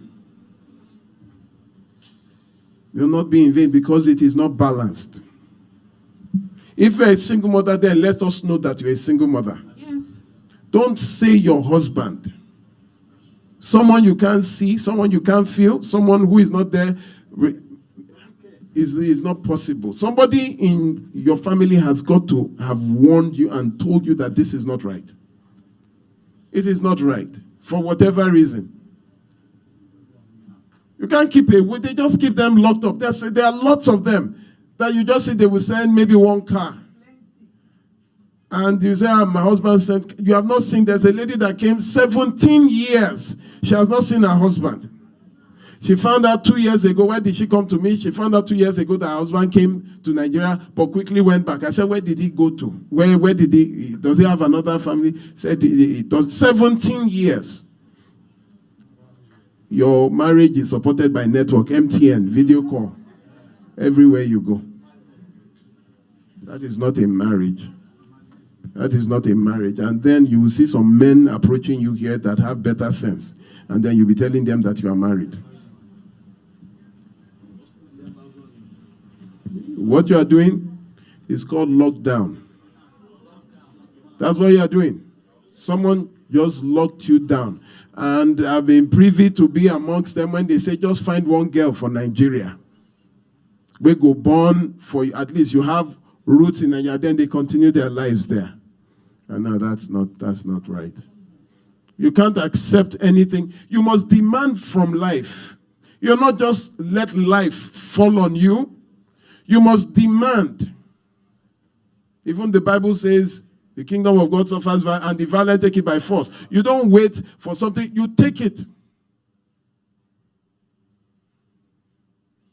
As I am, I've been locked up by myself. I went to report, they locked me up. But I refused.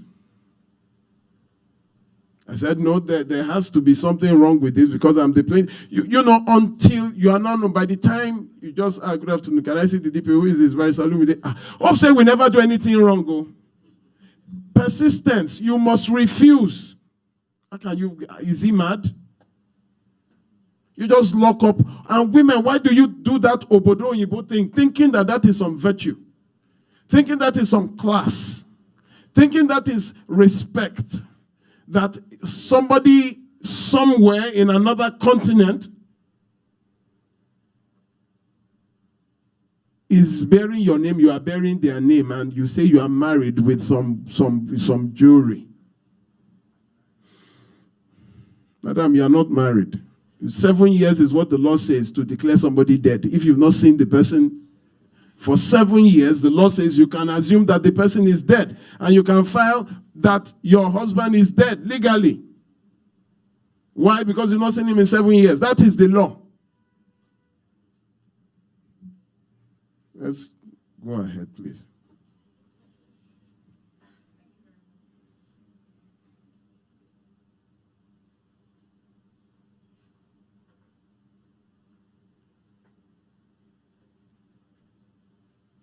Okay. Good afternoon. Good afternoon, ma'am. My question is, I have a cousin. The husband left just like this 15 years. Then he came back later. And she said she's no more interested. He has abandoned them for this long and coming back. But the church is not helping. They said she's a worker. If she did not accept the man back, they are going to send her out. Yes, they said she is revenging. So my question now is, how can women get justice that they will not call it revenge? What's the difference between these two now? That who will not call it revenge? The women in church, they said they will send her away. She's a worker. She have to accept the man. She have to. What is the name of the church? So it's redeemed. It's redeemed. They are not helping women in justice. So the justice that they are, I'm just trying to know what's now the difference in the justice and revenge. What is the difference between justice and revenge? So who is telling you that is? In whose eyes? Is it in redeemed's eyes or in the eyes of the law? You are asking me to interpret the revenge. Is it from the eyes of redeemed or from the law or from English language? English. The husband left for 15 years. So if the child was 10, the child will be 25 now, right? They say God hate divorce. Hold on. Hold on. How many children do they have? 5.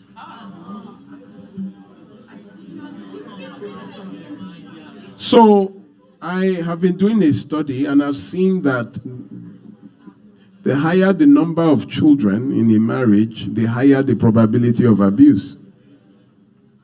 So at times when I just ask you, how many children do you have? And you say upwards of 4. I just look at you and I know that probably you are most likely an abused woman, and the worst thing about some people is that they don't even know they're abused. So what does she want to do? Does she want to accept him back? She's just asking that. Where is she, Seth? She's in Okoko. And you should have brought her here. Okay. Bring some sense into her head. Make her see you. So my wife was in an abusive marriage.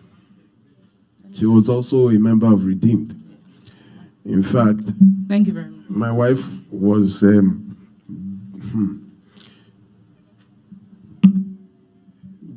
husband used to bring the girlfriends home, and they would sleep on the same bed, because if she speaks, she will be beaten. In the morning, she cooks for the girlfriend of the husband. In fact, at times, the girlfriend sleeps wearing her own nightgown. Why? Not because of, but because of the violence. The husband would beat her to the extent that one day he slammed her on a flower pot. I keep telling that. The part of her back that landed is where her womb is connected to her spine shifted. So we are still treating injuries she sustained 27 years ago. You understand? And she was a member of Redeemed. There's nothing against their general overseer. It's a statement of fact. And she was telling that, listen, I have to leave this. Everybody has seen me naked, because he would beat, strip, lost. She used to work in Intercontinental Bank. He said, choose between your marriage and your job. And she went to church. And the church would say, so you want to give up your marriage because of a bank job? She left the bank. At the end of the day, she left 8 years after. She couldn't tell her family about the abuse because all of them did not want her to marry him. The violence was just too much. So when she now said she told them in church, he said she can't leave. So she stayed. She now went to meet Baba Deboye at camp. Because Baba Deboye was there. She wanted to go. She's been trying. So when she got close, somebody stopped, and Baba Deboye said she should write it down. So she now wrote it and gave the letter. By a week or 2 weeks later, I think she got the letter, and he said, what does light have to do with darkness? So she didn't really know what that means. You know what that meant at that time. And he called her that she can no longer be a worker because she's been considering separation and divorce. So they first removed her from being a worker. She became a floor member. So the day she decided to leave, the husband would come home drunk. She would carry him. She would drag him with the gate man, put on the bed. He would wake up. How did he get there? Why did you drag me? You embarrassed me. Beating again. So she left, and I met her 15 years after she left. I fell in love with her, and I married her. And today, I'm practicing what I preach. God hates divorce, but he doesn't hate the divorcee. God hates sin, but doesn't hate the sinner. In fact, he died for the sinner. When people entrap you with words, a man left 15 years ago and comes back and they tell you, you must. God is not the one that, and that is the problem when men have taken over the position of your God, that you now call men spiritual father. Do you know that there's a verse in the Bible that says you cannot call anybody spiritual father? Because first of all, he is not spiritual, he's a man. And he is not your father, because the Bible says, our Father who art in. So how many fathers do you have? How many fathers do you have? You say you have a father in heaven, then you have another father on earth. I don't understand. And that is the idolization. Let me tell you something briefly. 90% of my invitations were from, this is nothing against Redeemed. I don't even, anybody that knows me knows I don't care. I used to, because members at a parish, the youths refused their youth week unless the pastor invited me there. So I didn't know there was something like this going on until, it was just a scruffy invitation, and I was like, so when I got there, the other branches, that Sunday, nobody went there. Everybody came to this branch. So it was so full. So I had to ask that, is this a convention or something? They said, yeah, they heard you were coming. You see, the kind of questions people asked, the kind of situations people were in, at the end of the program, I couldn't leave because people were waiting outside. So they had to clear out a room for me in that premises where people stood outside the door. An office, so I sat down there, people were coming in, I sat till I was dizzy. Because there were so many problems. A woman came, had HIV from her husband. And you compel her to remain. There's a lady that brought out her denture, said, I had full set of teeth. And the husband is the head chorister. And I said, what did they say? You trust me. I just said, let's go. The man that just sang for me when I came, that led praise worship, when I entered so she was holding the door. I said, open the door. Open the door. The man that sang, the pastor said, hey, I told you that you just, can you with one breath lead and then you take away the teeth of the woman in your house? And he's still allowed to lead. The hypocrisy is too much. It's not just that church, it is in every church. If you leave your decisions for men to make for you, that is your problem. Now, this is the issue that has already been answered by wisdom is profitable to direct. Not doctrine is profitable to direct. The moment you substitute wisdom for doctrine, then from the very beginning, you have been led astray. The Bible tells you wisdom is the principal thing. In all you're getting, what? It didn't say prayer. The Bible says, my people are destroyed for lack of. Everything is always pointing you towards wisdom. Wisdom, think. The Bible says in Proverbs 21:19, it is better to dwell in the wilderness. Wilderness, that means it has no address, it has no street. Go, just go. Than in the house with a nagging and contentious spouse. Nagging is abuse. Contention is violence. That's the first place domestic violence and abuse was mentioned in the Bible. What did he say? It is better to dwell in the wilderness. That means pack your bags and leave. But you are always going to take permission from men who are not going through what you are going through to tell you what you should react to. Do they know what you are going through? Let their own spouse live for 15 years and let them come and tell you. How can you be asking directions from men and those people might be illiterate. You will be more educated than them. You will find people who are not as educated as you giving you direction. Then what is the use of your education and exposure? That is why 87% of failed marriages are from Christians. Because they just keep repeating the mistakes of their fathers. No lesson learned. Tell your person to leave. Why are you even announcing to people? Maybe you will just do what you want to do. Why must you go and be taking permission? There's a lady that the man came, he said the wife denies him sex.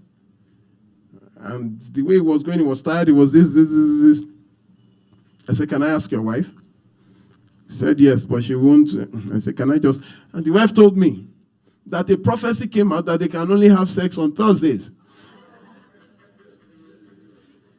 Thursdays. I said, as in prophecy is coming out to regulate sex again.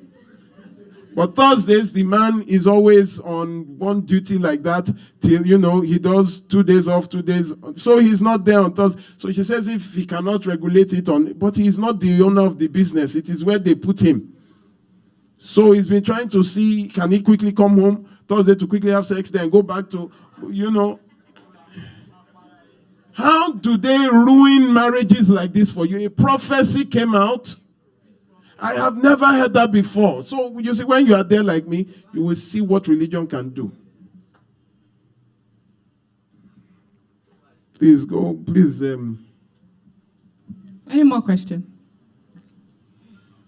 Okay, you have asked. Let me just give them. I'll come back to you. Okay, good day, everyone. Good day, sir. Yeah, I have this question about pedophilism and those who have been abused. I have a friend, she told me she was abused when she was about 8, 9 years, though her mom doesn't know about it, only her sister knows.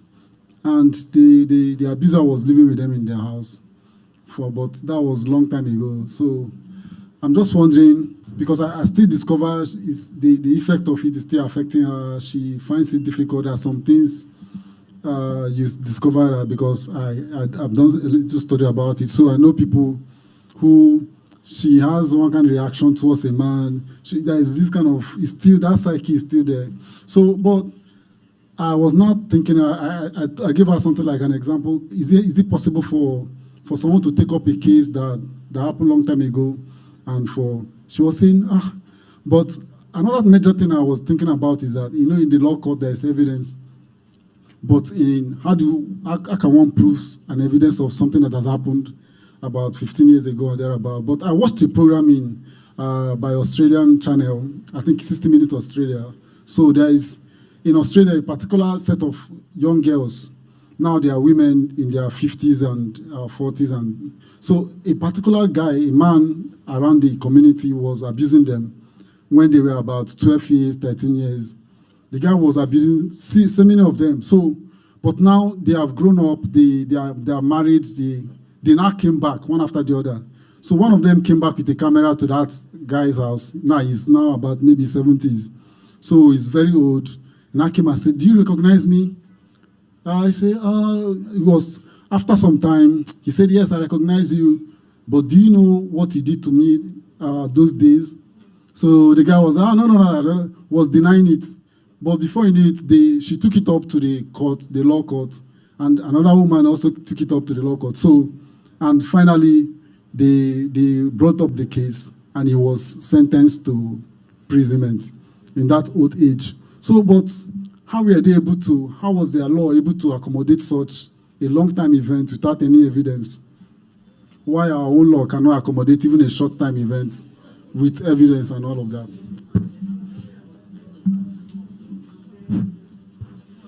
You want to say something? No. Number one, the Australian jurisprudence is different from our own jurisprudence.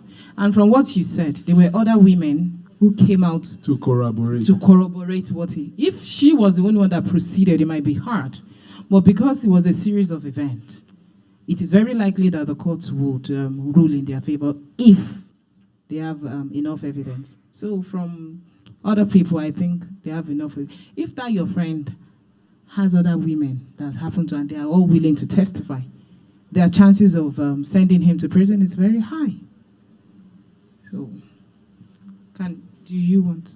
Yeah, that's it. Okay, so any other person? Nigeria, the court has ruled that they should release Nnamdi Kanu. They've not released him. So I don't know how, it's not, our jurisprudence, we still have a long way to go like that. But then there must be, for that kind of case, if a group of women come out and they all narrate their ordeal, it could be a class action against the gentleman. The courts will listen. Like R. Kelly, you know how many women came out? Like Puff Daddy, you know how many women it has? But one person cannot just come out and say, then we'll be in trouble. Oh yeah, and just come. When I was 11, you did this. Go ahead. Good afternoon, Barrister. Thank you, Mrs. Oboli. That is the Mrs. Oboli that is always calling. Barrister Olamide, finally good to meet you. That is always calling. Mrs. Thank you. Good afternoon, Daddy. Okay, honestly, you asked a question just now. You said, how would people go and take permission from their spiritual fathers, so-called now, open bracket, close bracket? I still believe that it's because the marriages that had failed were contracted in the churches. They'll bring the Bible and they'll tell you, will you agree to wed this man and this woman? And after that, they bring them together with the Bible and then they say, what God has joined together, let no man put asunder. So I have a friend that is in an abusive marriage, and she keeps telling me that the Bible goes against divorce. That I should bring it out for her where the Bible says, if they are abusing her in a marriage, that how can she divorce the man? So I said, if you die there, it will be on your head.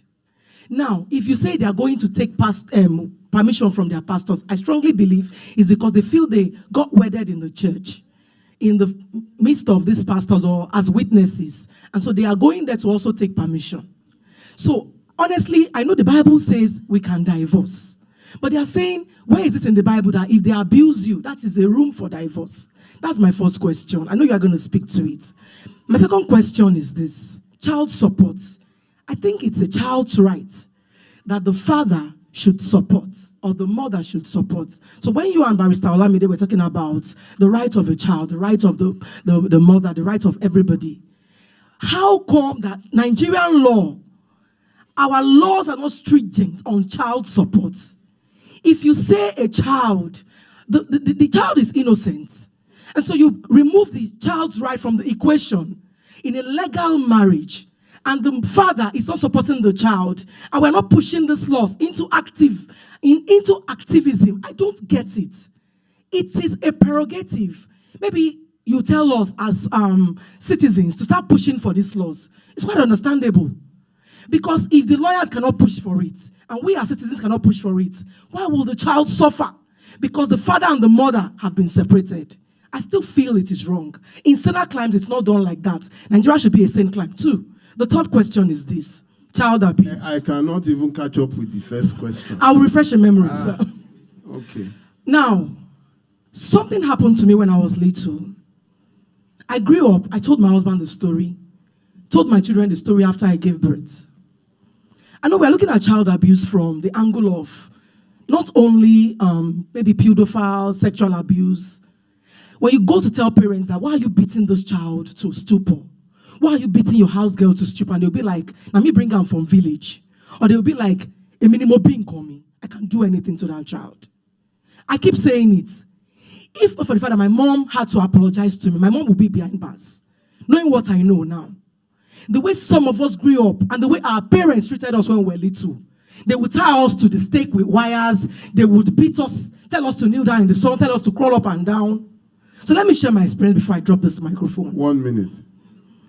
When I was little, or when I was in secondary school, they call me a fico because I don't have time for men, for guys or whatever. And so because of that, my mom saw a greeting card in my hand. I was not even around when my guys, small boys I sent on an errand, they dropped that card for me. And in the school, I was in the body house. And they would always say, you, Esther, you're always reading. You're always going out for debate. You're always doing this. You don't even have a boyfriend. And I'm like, that's not what I came to school to read.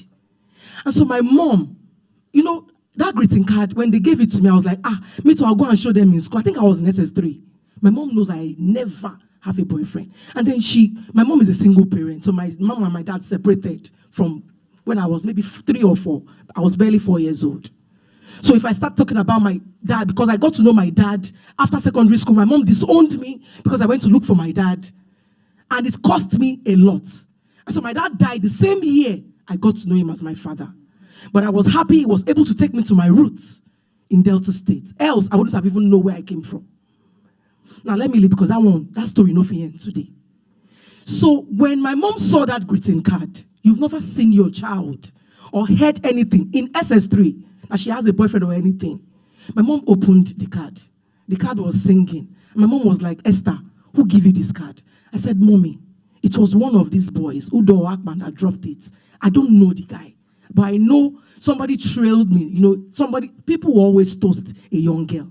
Sir, what my mom did for me to grow up and still tell my husband and tell my children, and I confronted my mom. And tell us. My mom locked me up. I've never told this story in public like this. This is the first time. My mom locked me up, went outside to buy Rodo and cane. My mom came back, opened the door, came inside, took our big padlock and mashed that pepper with that padlock on the table. Told me to pull my houseware because I was not going to go to school any longer that day. I pulled my houseware, put on my normal wear. My mom seized everything, my school fees, my pocket, everything. And then my mom said, Esther, who gave it? I said, Mommy, I swear before God and man, I don't know this guy. This card was dropped. I won't go show for school, say, somebody don't toast me. And my mom carried that pepper and put it in my eyes and put the remaining one in my private part. And my mom took that cane because I was logically blind that minute. And my mom carried that cane. You know, if I was trying to run away from my mom, I was entering right back in. I know they see again now. So my private part was peppering me. My eyes were hurting me. And my mom was beating me with that cane. And as much as I tried to run from her, I was running back into her hands. And presently we have worse child abusers who are parents. I've healed from it before. When I say it, I cry. It was when I got married, I said, my husband said, if you are still talking passionately about this, your mom needs to apologize to you. But now I know better. I've forgiven her. But I purported it in my mind that I would never. Now let me tell you the background I'm coming from. My mom, because she's a single mother, we be people where they run our hotel. My mom had 𝗧𝗏𝗡𝗥 club. So I was like the sales girl running out. So I want to just tell you that my background is rough, but I chose not to put my back on the ground. I come from the slum, but I grew out of it. And so after cutting tissue, you know, they call something till daybreak, TDB. We will charge you for either short time or TDB. And we'll now go there. What are these people even doing? We'll go and peep through the keyhole. So my growing up was really, really, and I still did not yield but I still wanted to know my dad. My mom disowned me. And so there are many things we're not speaking about.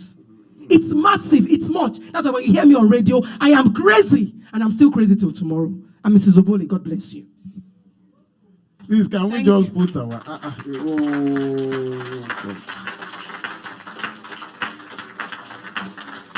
See, there are times when you can feel some things from the soul. You know that it takes a lot of courage to come out and say.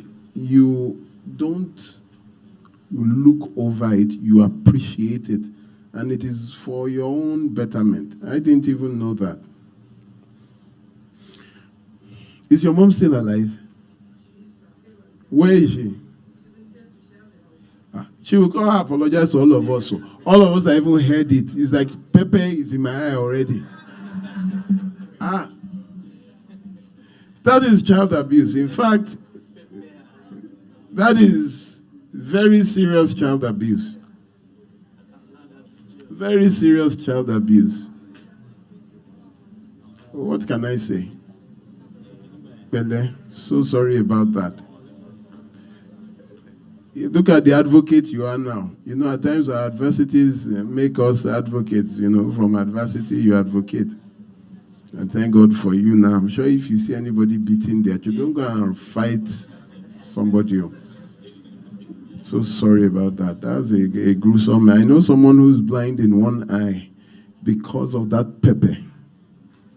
That pepper that you put, the lady had a condition, the mother. It's women. And she's blind in one eye. We're also related to a woman who, because the daughter stole, beat her, then held out her hand and put on a stove. So 4 of her fingers are melted together today. And we later found out that she did not steal. So she has 4 melted, crazy. How do you burn your own child's hands? I'm related to the person. Her hands are not, I don't even know whether it's the left or the right. The hands are so ugly because the mother burnt. There's a lot of child abuse going on. We'll talk about that. We'll talk about that. Your first or second question too. I told you I can't catch up. They're still practicing law. I think you should go and study law. The way you're passionate about stuff, you will send people to prison. Oh yeah, what was the first one? Was child support. Child support. That's what we have been arguing about now. Child support, Nigerian law is not developed to that. Abroad, it is criminal. It sends you to prison instantly. People run across state lines just to avoid that child support. It's something that they catch you and you go to prison for. In Nigeria, it's not like that. In Nigeria, it's not like that. If you've been to family court and you see women whose husbands have not paid anything, and the way you're expecting, the man will say, if he's earning 300, you say he earns 70,000. He borrowed, he can only. I know someone paying 15,000 for 4 children. Our laws need to be, especially in that regard, there are things that ought to be done. Because now that women are forced to now be nurturers, trainers, and now the major is a lot of burden on the woman. And that is why women, it is very important. Okay, you're talking about 1 child. That would have been better. You now have 4 children. Carrying 4 children around and around and around because one man is. And that's what happens. Women, you can't just be reproducing. I keep shouting, you cannot just be reproducing. You can't just be reproducing. Telling you children are a blessing? Yes.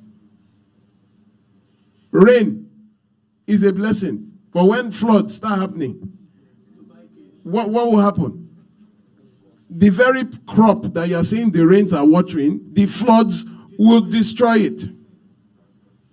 So everything is in moderation. Look at Dubai. Did you see the rain that fell in Dubai? They've not seen it. They say the rain of 2 years fell in 2 days. So you can't just be multiplying children for men that are irresponsible. And the issue is you already know that they are irresponsible. You know already. They don't need to tell you. He doesn't even buy bread for you. You, the mother that I was dating. He never really bought stuff. He was just there. But you say love. What's the second question? Pico? The third.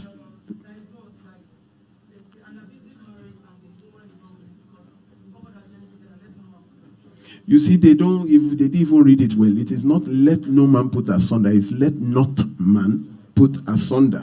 Let no man is a command. Let not man is an appeal. The man is not the one that is putting it asunder. It is the spouses themselves. Their actions tell you who they are. You cannot expect, look at the woman that, when they say divorce, let me start with the Samaritan woman. Christ met a woman who had had 5 husbands and was living with the 6th.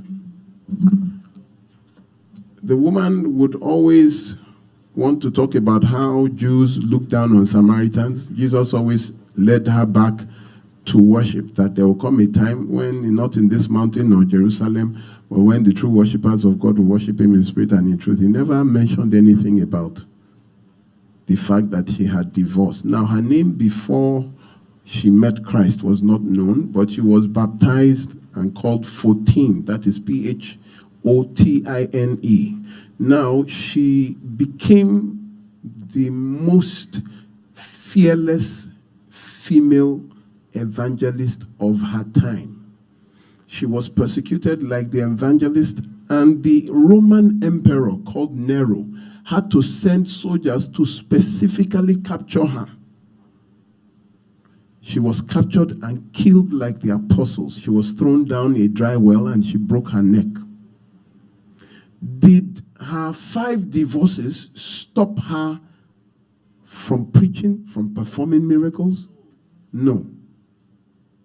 5 divorces and was with a 6th man. It tells you God is not. Let me tell you something. There is no marriage in heaven. Do you know that? Do you know that before God answers your prayers, he doesn't ask for your marital status? You say, you're not yet married, I can't answer that prayer. Do you know your judgment in heaven will not determine whether you are married or not? God will not ask about that. So then what is marriage? I think it's Matthew 23, where some people asked Jesus that there were 7 brothers. One married a wife, did not have children, died. The younger brother now married. Do you remember that? Then that one too all died. Then the 3rd one married, and all the 7 died. Eventually the woman died. So when they get to heaven, who will be the husband? Jesus said, you err, because in heaven there is no marriage. For you will be like the angels. Isn't it a relief? Can you imagine the man that beat you on earth will now follow you to heaven again and be beating you? Isn't that such a relief? So it tells you that marriage is not spiritual. So let me break that down for you. What does spiritual mean? It means after the body is dead. Do you understand? They say you are spiritual because when you die, your spirit. But when there is no marriage in heaven, that means marriage cannot continue after you are dead.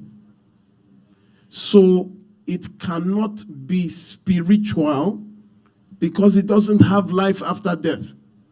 It doesn't exist after death. Our flesh is not spiritual because the moment you die, it dies.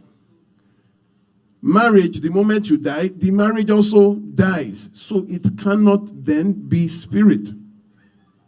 Do you understand? Oh, you don't understand? Just go and think about it. If something cannot survive after death, it is not spirit.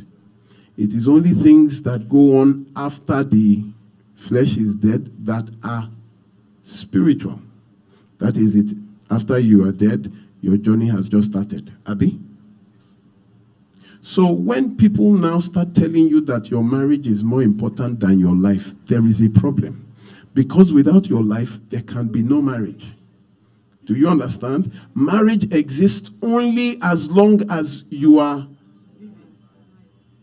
in the flesh. So there is a problem.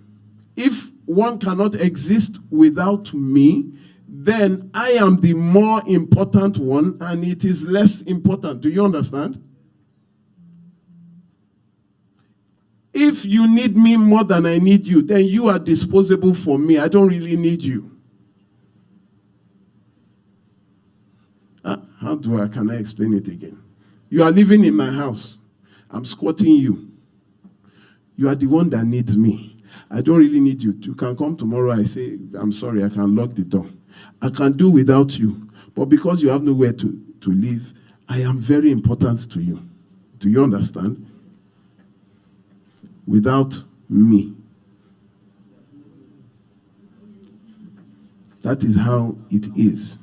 But the problem is that people have taken marriage beyond human life. Christ did not come to die for your marriage. Do you realize that? What did he come to die for?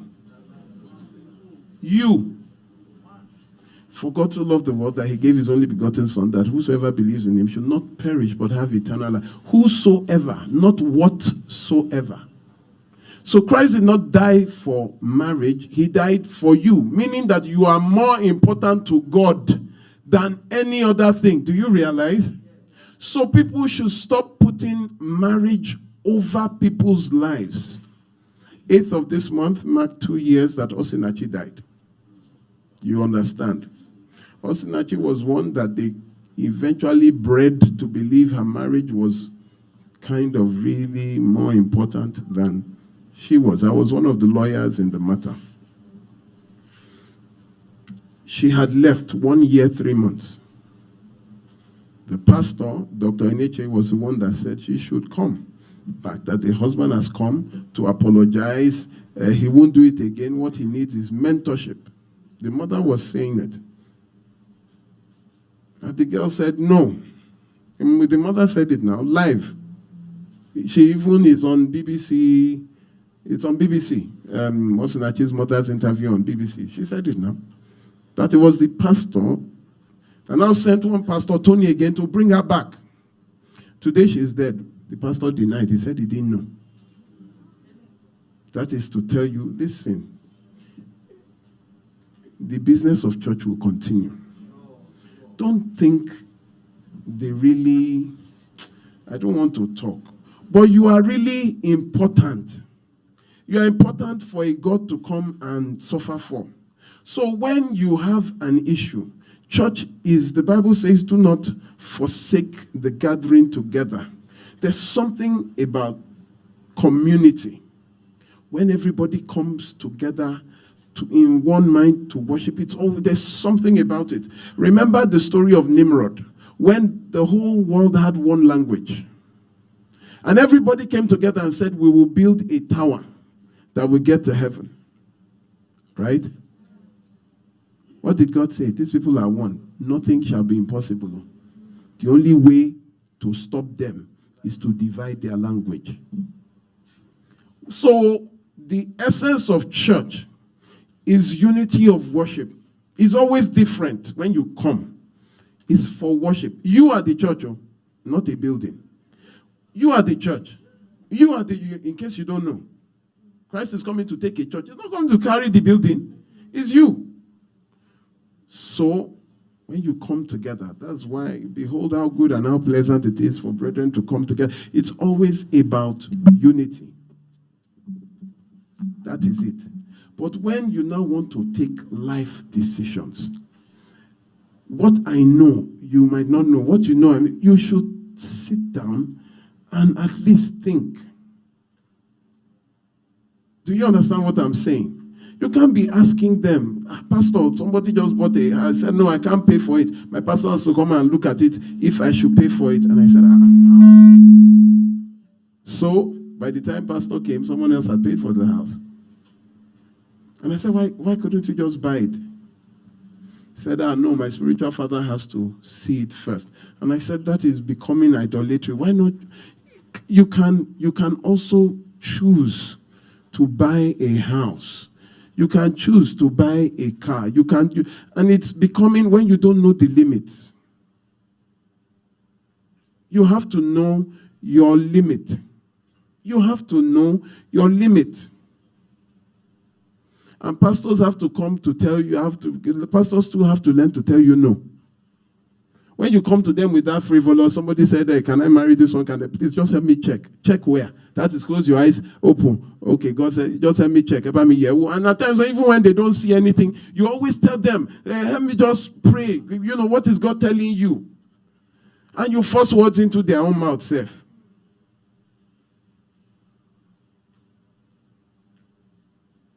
Please, wisdom is profitable to director.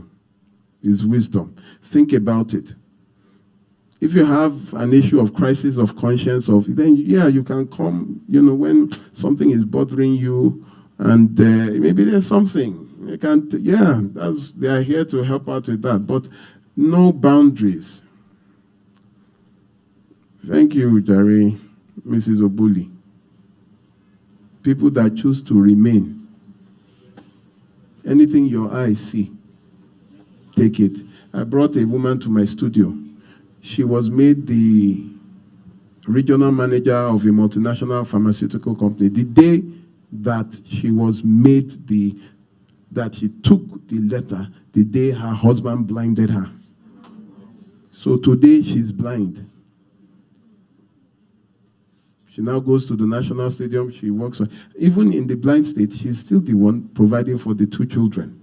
She sells shoes in Alausa. She's totally blind.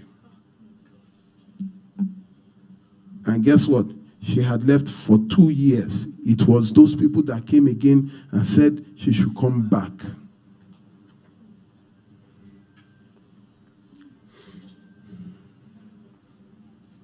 So those people that said you should come back, they have eyes, I mean, they can see now, right? But you that came back are blind. When you leave your brain and you substitute it with another person's brain, you are the only one that can take decisions in your own best interest. Do you know that? Nobody can love you more than you love yourself. Do you understand? You are the only person that can really love yourself and take up a decision that is in your best interest. Madam Oboli, though? Sorry, I just want to acknowledge my wife just came in. We have been gisting about your life. You don't know. Thank you. Good afternoon. Good afternoon, everybody. Thank you. First of all, I want to appreciate you for your kind words and actions. This is by proxy. My brother has been separated for almost 5 years now, and they have 3 kids. The 3 kids are with the mother, and she has been responsible. He has been responsible. He's a gentleman. He has been responsible for the children for the past 4 or 6 years. Who has been responsible for the children? My brother. Okay. Because they went to the welfare and he was conditioned to pay certain amount of money per child. That's 10,000 per child every month. That's 30,000 every month. And he has been paying school fees. And he has been paying transport fare to schools. Now, the first child is 12 years, about to enter secondary school. So my brother wants the child to go to a more what do you call it? A better school. The wife said no. That she wants my brother to know. She wants to know the family of my brother. 2. She wants to know where my brother is living. So my brother said, if that be the case, I'm going to block my line. I will leave the children for your care. Whatever you want to do with the children is up to you. So what is your advice? I don't get. They were married before? No, they were not married. Oh, how many children? 3 kids. Your brother was not married to her, but they had 3 kids. Yes. That's the beginning of problems. And so, according to child right law, since the father is the one paying for the school, he gets to choose the school that he will pay. Do you understand? Don't let him use anger, or if the woman is not behaving herself, he can go back to welfare and take custody of the 3 children now.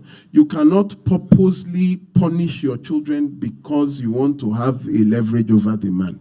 If the man is, although what he did, well, why are you reproducing without marrying the person now? First child, second child, third child, he now went to marry another woman. Is he married? No, he's with somebody else, yeah? He's just celibate. No, he's with somebody else. Ogini. He's with somebody else. You can't, so that in itself, but whatever is between them cannot extend to the Abi barrister Olamide. Okay, I really didn't get what he was talking about. Okay, yeah, I got it. I have poured the oil. Okay. So the brother has 3 children from a woman he's not married to. And then he has been paying school fees, paying 10,000 per child as upkeep, and paying transportation to and fro school. So now the first child is 12 and wants to get to a secondary school, and the father wants him to go to a better school, but the mother of the child says no, unless he lets her know where he is staying. He wants to know where he lives and his family before, as a condition to taking the child to a better school. Well, I'll be very circumspect in judging, because number one, he's not talking directly from the person who, and the woman is not here to defend herself, but I think probably the father wants the child to be coming to him for probably holiday or maybe custody. And I think it's within the rights of the mother to know where her child will be. The school is a boarding school. Yes, what if the father now goes to the school? Because he will now be the one taking that child to that school. So he would be the guardian of that child in the school. In a situation, he now takes the child and the mother does not know where he's taking her child to. Well, but I think that one can be a matter for if he knows where they stay, right? How does he pay? He knows the school. Since he has been paying for the school fees, right? He already knows the school that he has been paying for and has not gone to take them from. No. But let's be very clear. Now he wants to take that child from the custody of the mother. Excuse me. No, hold on. To a better school. So, wait, hold on. Does he want to take the child or pay for a better school? No, he's not to a boarding house.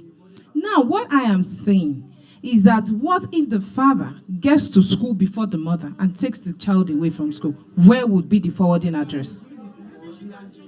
No, they were not in boarding house. Both of them. They were in the custody of their mother. So both now of it's them, different. Both of them can go to the school. Yes. And then terms are, because even in normal schools, they have terms and conditions. When I had an issue with my son, we had to go to the school there.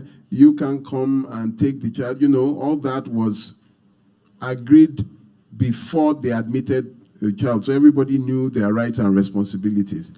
So if I think, except he has an ulterior motive, but both of them can go to the school. And welfare, because the man has a right to also have the child spend holidays. Yes, I enjoy agreed. That. But the mother should know where her child is going to be. It must know. Both of them must know where each. But you are going on the premise that he wants to take the child.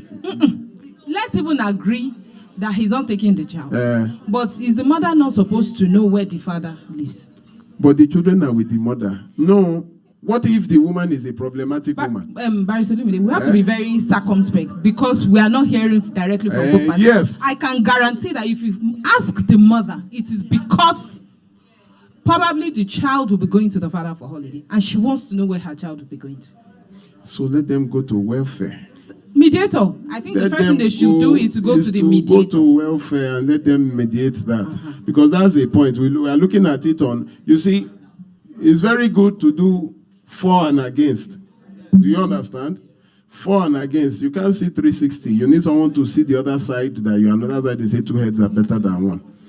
So on this upside, that she's thinking that this man might come and take the child and she doesn't know where let them go to welfare. Even aside that, the children should know their heritage. They are not married, and she does not know where the man lives and his family members. I think it's the right of the children to know. Yes. So even aside from the mother. Children know. Yeah. Children know. Yes, but she's their guardian. You cannot remove the mother from the mother. Let them go to welfare. But it is the right of the children to know where their father lives. Children, that's what I'm saying. And where they originated from. But the problem is, what if it is a crazy black woman or a crazy black man? I know that we have taken some men and gone to hide them somewhere, and we've taken some women and gone to hide them somewhere. So what exactly is... Well, in a case of domestic violence, yes. But if there's no case of domestic violence, I think it's the right of the children to know where their father is. Even if there is domestic violence, yes, the children should know, the father should make himself available. So you should ask your brother, let him and the woman go to, he shouldn't say, no, if she doesn't like it like that, the children will not go to school. No, let them go to welfare. It might be a simple problem, it might be a complex problem, but let us see the problem. Okay, you understand? Thank you very much, sir. Okay. Sorry, they said I shouldn't give up my mic. Okay.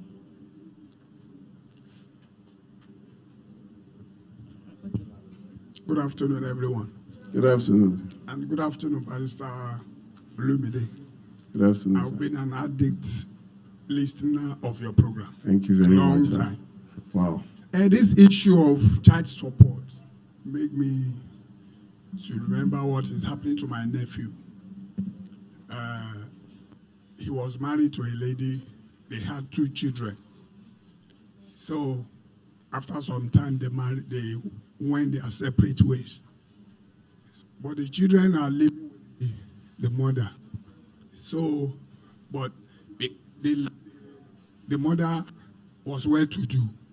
So she's a little better than my nephew. So that's why she's in custody of the children. But my nephew now used to support her with the little she can raise because he doesn't have good job. So at the first, she used to collect it and allowed my nephew to see the children. But it gets to some certain stage. She now said,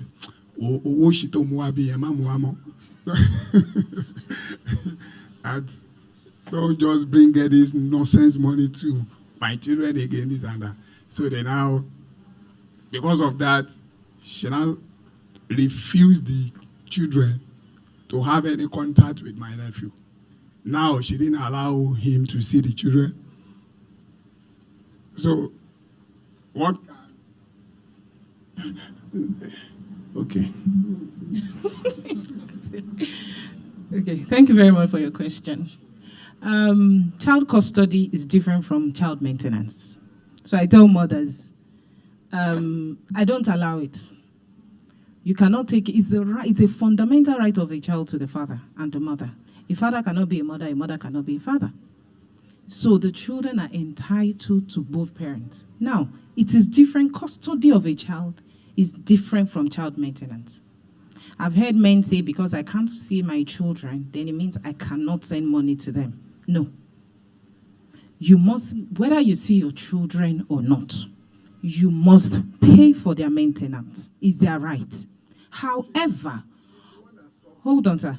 On the issue of custody, then you can fight her on that. The court is there for you to ventilate. A lot of fathers just leave it. They don't fight for their children. In this situation, if the little he has, let him go to court and fight for the custody of his children. He's entitled to joint custody. Nobody can get sole custody of a child, except in very extreme cases. Probably the father is extremely violent, or is unfit, he's a drug addict, or he's in prison, or all those extreme cases. But if he's a fit father, he must get joint custody of his children. And it is not based on maintenance. Maintenance is a separate issue. If he is not paying because he does not have, the little he has, let him pay. If she's refusing, that is her prerogative. But that does not affect him having a right to the custody of his children. So I think they should go for mediation first. I always advocate for mediation first. I think you should get her number. I think you should get her number and give to your brother. So I think a lot of fathers don't fight for their right. They just give up. The mother doesn't allow me to see them. It's your right. It's not a fundamental right of the mother. It's a fundamental human right of a child. A child is entitled to the mother, and the father is in the child rights law. So any father that is giving up on the child, well, they're just giving up. Probably they don't want to be paying. But you should fight for your child's right, and the court, the magistrate court level is there. Please approach the court. I am very certain that the court will grant joint custody.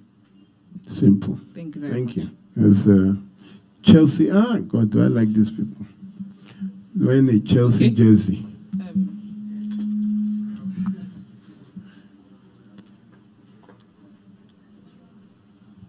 Good afternoon, sir. Good afternoon, sir. Maybe I should start from, I need to get a number so that I can, because my situation is similar to the, is it nephew or his brother? My marriage will be 11 years today. But today? Yes. As in, As in it's today that it should be now, Abi? Oh. Yeah, but at least we've been separated for almost 2 years now. The situation is, I can only visit my children and meet them at a public place. And they don't even know where I stay. You know, the situation is this bad that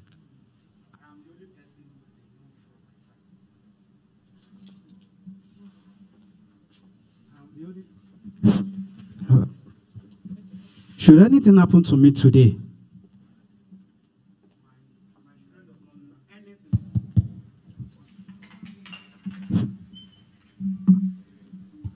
and it's one of the reasons for the separation. So, when the back and forth was going on, I was just reasoning, what would be my, because I pay the upkeep, I pay their school fees.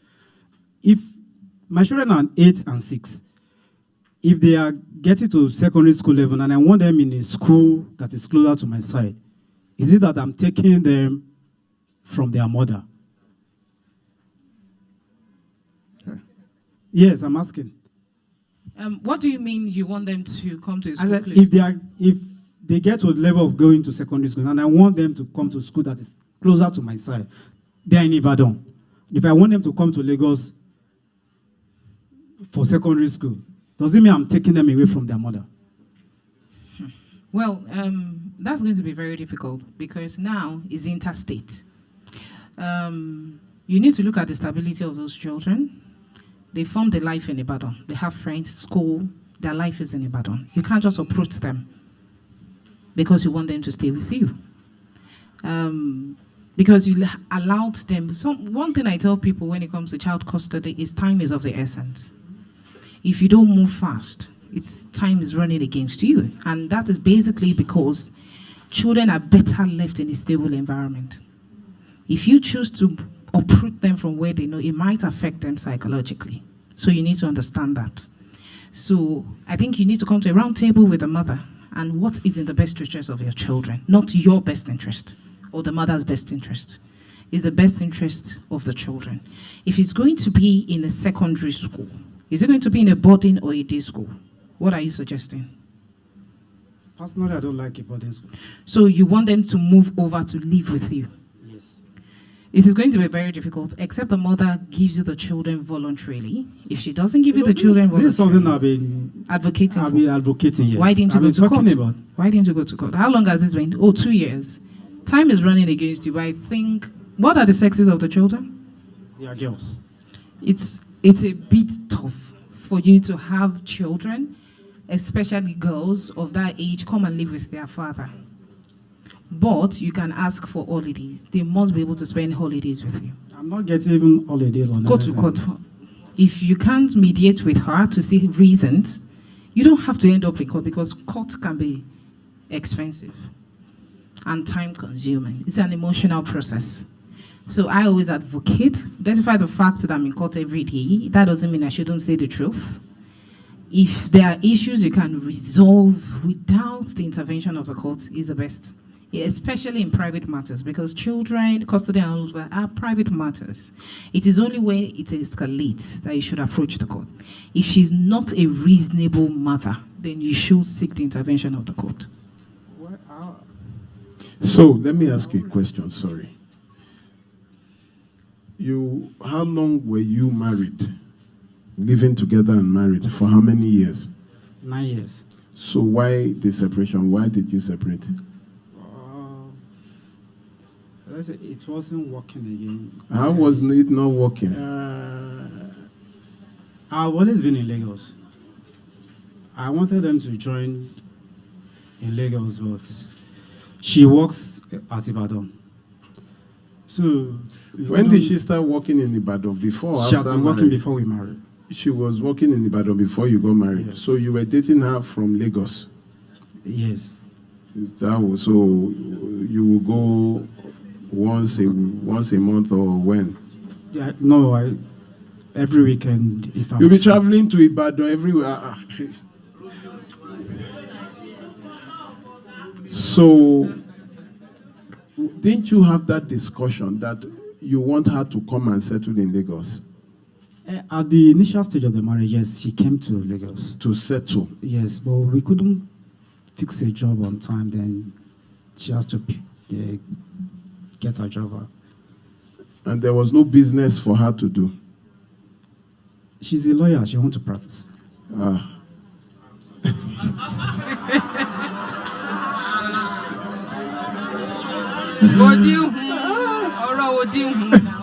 You see, it's good you said, let us settle out of court. No. You didn't even know that it is a lawyer It does that not you matter. are. Okay. She's a human So, being. If she's yes. not on the right side of the law, that doesn't mean the law will take her position. But the essence that you said is time of the essence. Yes. Time is of the essence. But it's not too late for him. No, it's not. That's not what I'm talking about. We can drag the matter. So she was a lawyer. She is a lawyer. You were dating her from Lagos. She came to Lagos to look for a job as a lawyer. I'm a lawyer, as in no other. So how did you think it will work? How did you think it will work before, when you know that she was a lawyer that is established in Ibadan? How were you thinking it will work? We were thinking of getting a job, a law firm where she can practice here. Who was thinking of getting the law firm? What do you do, sir? I work with a multinational. You work with a multinational. Does the multinational have a legal arm of... They have at least. Yes. Were you going to get her a job there? No, it's to show you that there are some things you cannot determine. Like you can't come and say you will get a job, except you own or you have shares in that. So how were you thinking it? So when I thought she even packed from Lagos, she just went to Ibadan. I didn't know she was based in Ibadan. It won't have worked now. Or you will go and join them in Ibadan. But you work in a multinational. So it will be insanity for you to leave. You put yourself in what is called a predicament. It's a predicament. But that should not stop you from making an attempt. Like he said, I fought like mad. So your children, you can't allow them grow up without you. Yeah. So you need to, multinational, so you can enter training in Yaba and go to Ibadan and spend, if you could be dating her and be going every weekend. I was actually with the children last weekend, so I used to visit the children. But okay, what's the issue? It's one-sided. I'm the one going. When you were toasting her, were you not the one going? No, but it's hold on. No. What you're saying, sorry, sir, you want the children also to come to you. Yes. That's what I'm saying. Go to court for joint custody. In fact, and time is running against you. The longer they spend with their mother, the difficult your chances of getting more custody. Difficult because they would now have been established and stable there. But why would you wait this long now? Okay, yes, a lot of people don't know. A lot of men think that the law is against them. The law is not against you as a man. Since when? About 2 years now. And you? I've even sent you messages sometimes. What did I tell you? Did I abuse you? No. You said I should go to court. You said I should go to court. And what did you do? I've not gone. You did?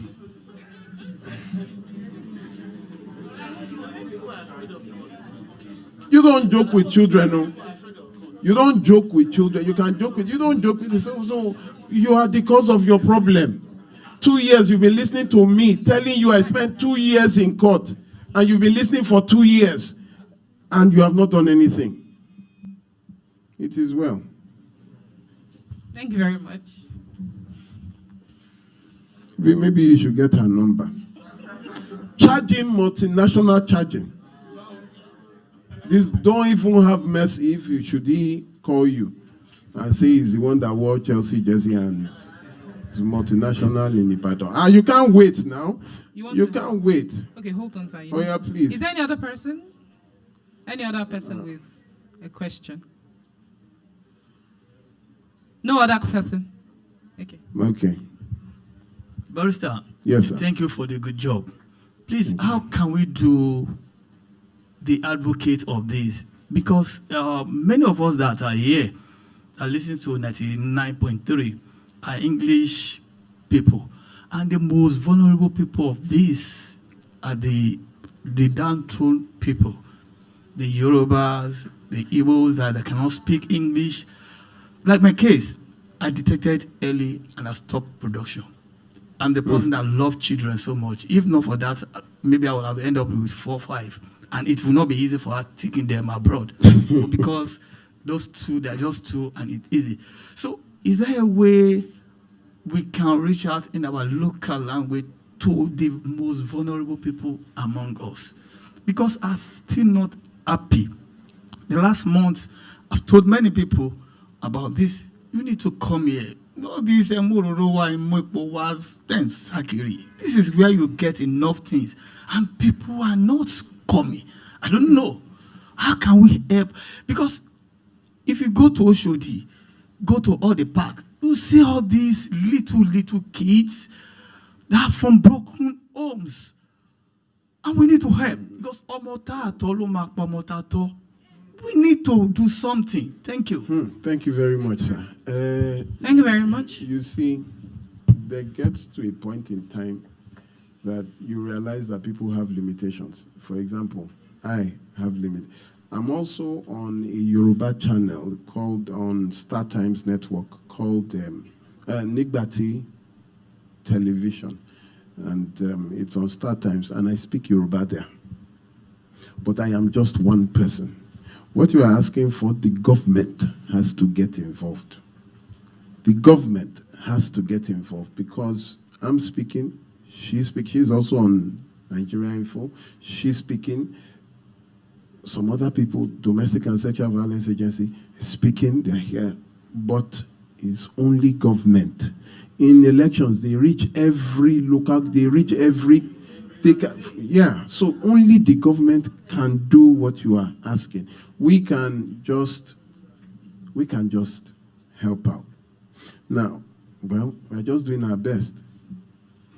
I can't count how many radio stations I go to. I can't count how many, even on television, speaking. It's only Igbo I have not tried to speak.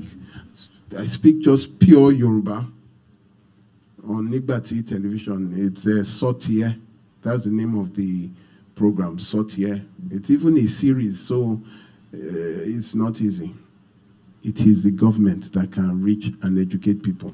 But we will do our best. We're still going to 𝗢𝗙𝗙𝗘𝗥, from 𝗢𝗙𝗙𝗘𝗥 going to Ikorodu to do rallies, to let those two inside those holes where witches live. We will, somebody is still talking about someone that left 15 years ago and came back, and another person who is going through domestic violence, and they say you can't go, that you are a worker in the church. Please, can you roll the pictures I sent to you? Just be rolling them. Maybe we have 5 minutes left. We're closing at 3. I want you to see the face of abuse. It's easy to tell people, sit down. This was one of the, well, please scroll.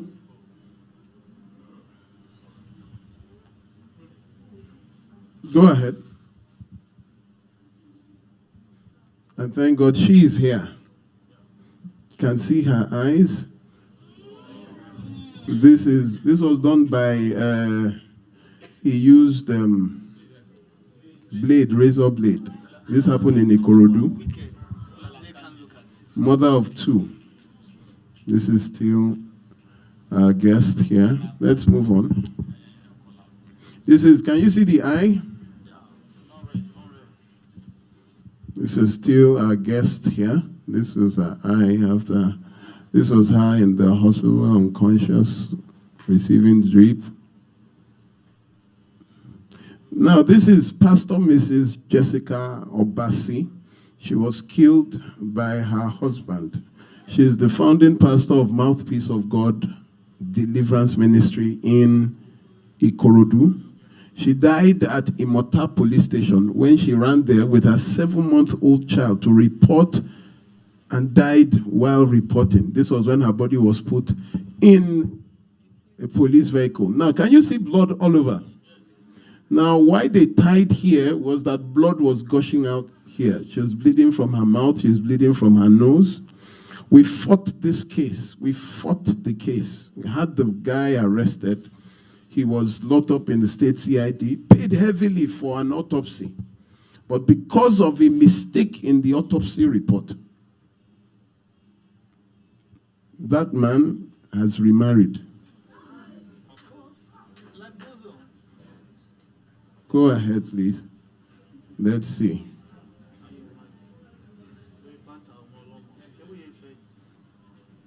Okay, we've seen this. Let's see. Any other picture there?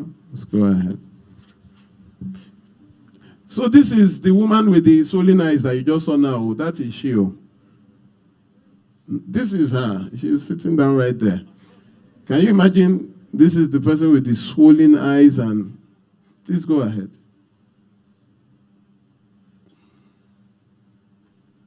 This is the same person. This was when they were trying to set her skull when he hit metal there, and her skull depressed inside. You can see she's wearing a bandage on her hand because of what? And somebody tells you that God hates, then God must be unjust. That means God desires the death of his children, because we keep burying his children every year. You remember when he wanted to stone the girl in adultery, and they came to Jesus and said, the law says we should stone. That is true. The law said you should stone the adulterer and adulteress. But after a while, they only started stoning the adulteress. There is no adulterer. So now Jesus is here, and you're telling him, is it right that we said, no problem. Let he that is without sin cast the first stone. So what did he do? He changed that law. And when he looked up, he said, where are your accusers? They are gone. What did Jesus say? Go. Did he say go back to your husband's house? He just said go. But I will tell you that where she went to that day was not her husband's house. Because her husband was there amongst the people to stone her. Jesus did not say go back to your husband's house. He said go. Go to a place of safety. He said go. He didn't say go back to your husband's house. He said go. That woman, you see, before they can stone you, there needs to be a witness of two. And the husband must be there to prove that this is my wife. So the husband was there saying, yes, she is my wife.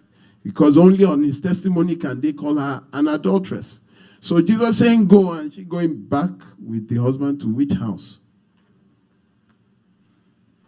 She left. So don't let people send you to where Jesus did not send you. It's 3:00. It's 12 to 3, and I think that I want to appreciate everybody for coming. I want to really appreciate the Rose of Sharon Glorious Ministry International. University of Marriage is their program, and they came in partnership with us. We partnered with them to host this program. This facility that you see is not Gnosis Help. They gave it to us for free, just for this program, so that you and I could come.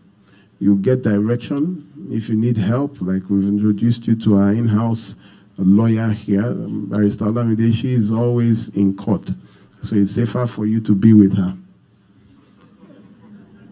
Thank you very much, everyone, and we bring this to a close. I hand back to Madam Olamide. Okay, thank you very much, everyone, for coming.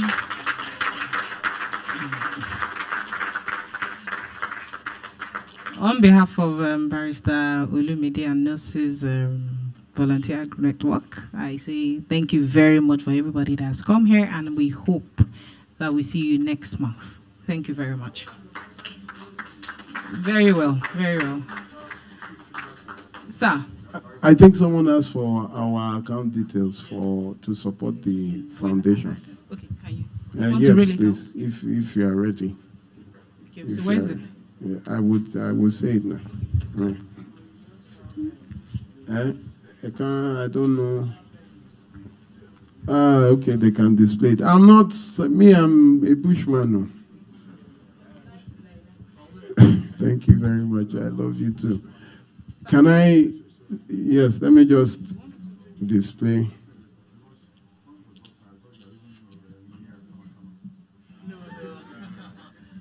I should introduce myself. Please introduce yourself. Okay, my name is 𝗖𝗢𝗨𝗡𝗟𝗏𝗡𝗥. I They said they wanted to. Go ahead, please. Okay, my name is 𝗖𝗢𝗨𝗡𝗥. I'm a lawyer, and my practice is in family law, real estate, and estate planning. And that is all I do. And I've been doing this for 15 years. I own a small boutique law firm, and this is what I do. Anything family, real estate, and estate planning.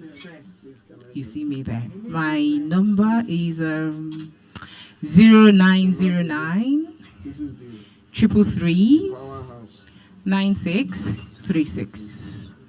0909 333 5636. 5636. 0909 333 5636. And to add, I've also been a victim of extreme domestic violence. So I am not just in practice of law. I've gone through it. So I have experience in all of this. So I'm not just saying it from my mouth. I have gone through extreme domestic violence. 333, yes, 5636. So my number again. My name, Olamide Onifade.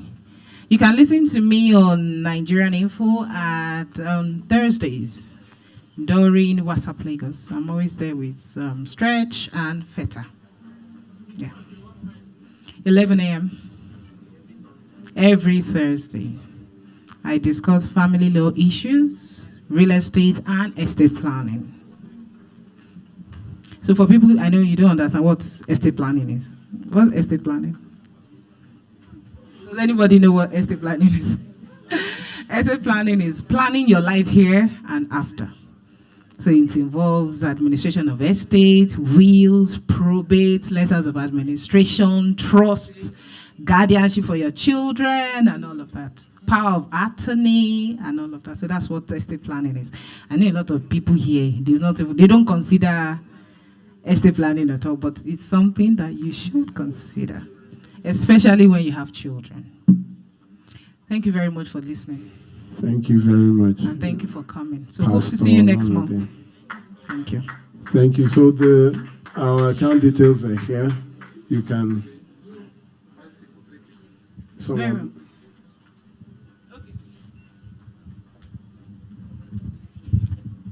Good afternoon. Good afternoon, sir. I heard there's a volunteer group around Sulere. If there is any, can we get the information? So some of us are very interested to join the volunteer group. We can do that. Thank you very much. Let me just use. We are finished too. This is after the program. Now there is a volunteer network that we came up with across every local government in Lagos State. There are 20 local government areas. And we just want a group of people. You don't have to go anywhere. It's just in your area where cases of domestic violence, child defilement, and all that comes up. We can just notify you that something is happening at so place. And then volunteers there will get there. The main reason is to speak up for the victim. A lot of people cannot talk because there's nobody to support. Everybody is telling them, don't worry, let us settle it. But when volunteers show up and introduce themselves to you, don't worry, we are here for you. And by the time they see numbers, people coming out for them, it has really helped victims. So if you want to be, part of it, let me read out a number for you to send. All we just need is your name and your local government area. Your name and local government area. You just send a WhatsApp message to that number. Are you ready? 0708. Again, 0708 029 4806. 0708 029 4806. You just send your name and your local government area. She's the admin of the group. She would add you on, and then once you register fully, you would now be split into your subgroups. Really, every local government area is there, so you get to meet people in your local government area. We've been doing good work. And thank you, everyone, once again for listening to our program on 99.3. I really appreciate you being here, and God bless you all. Thank you.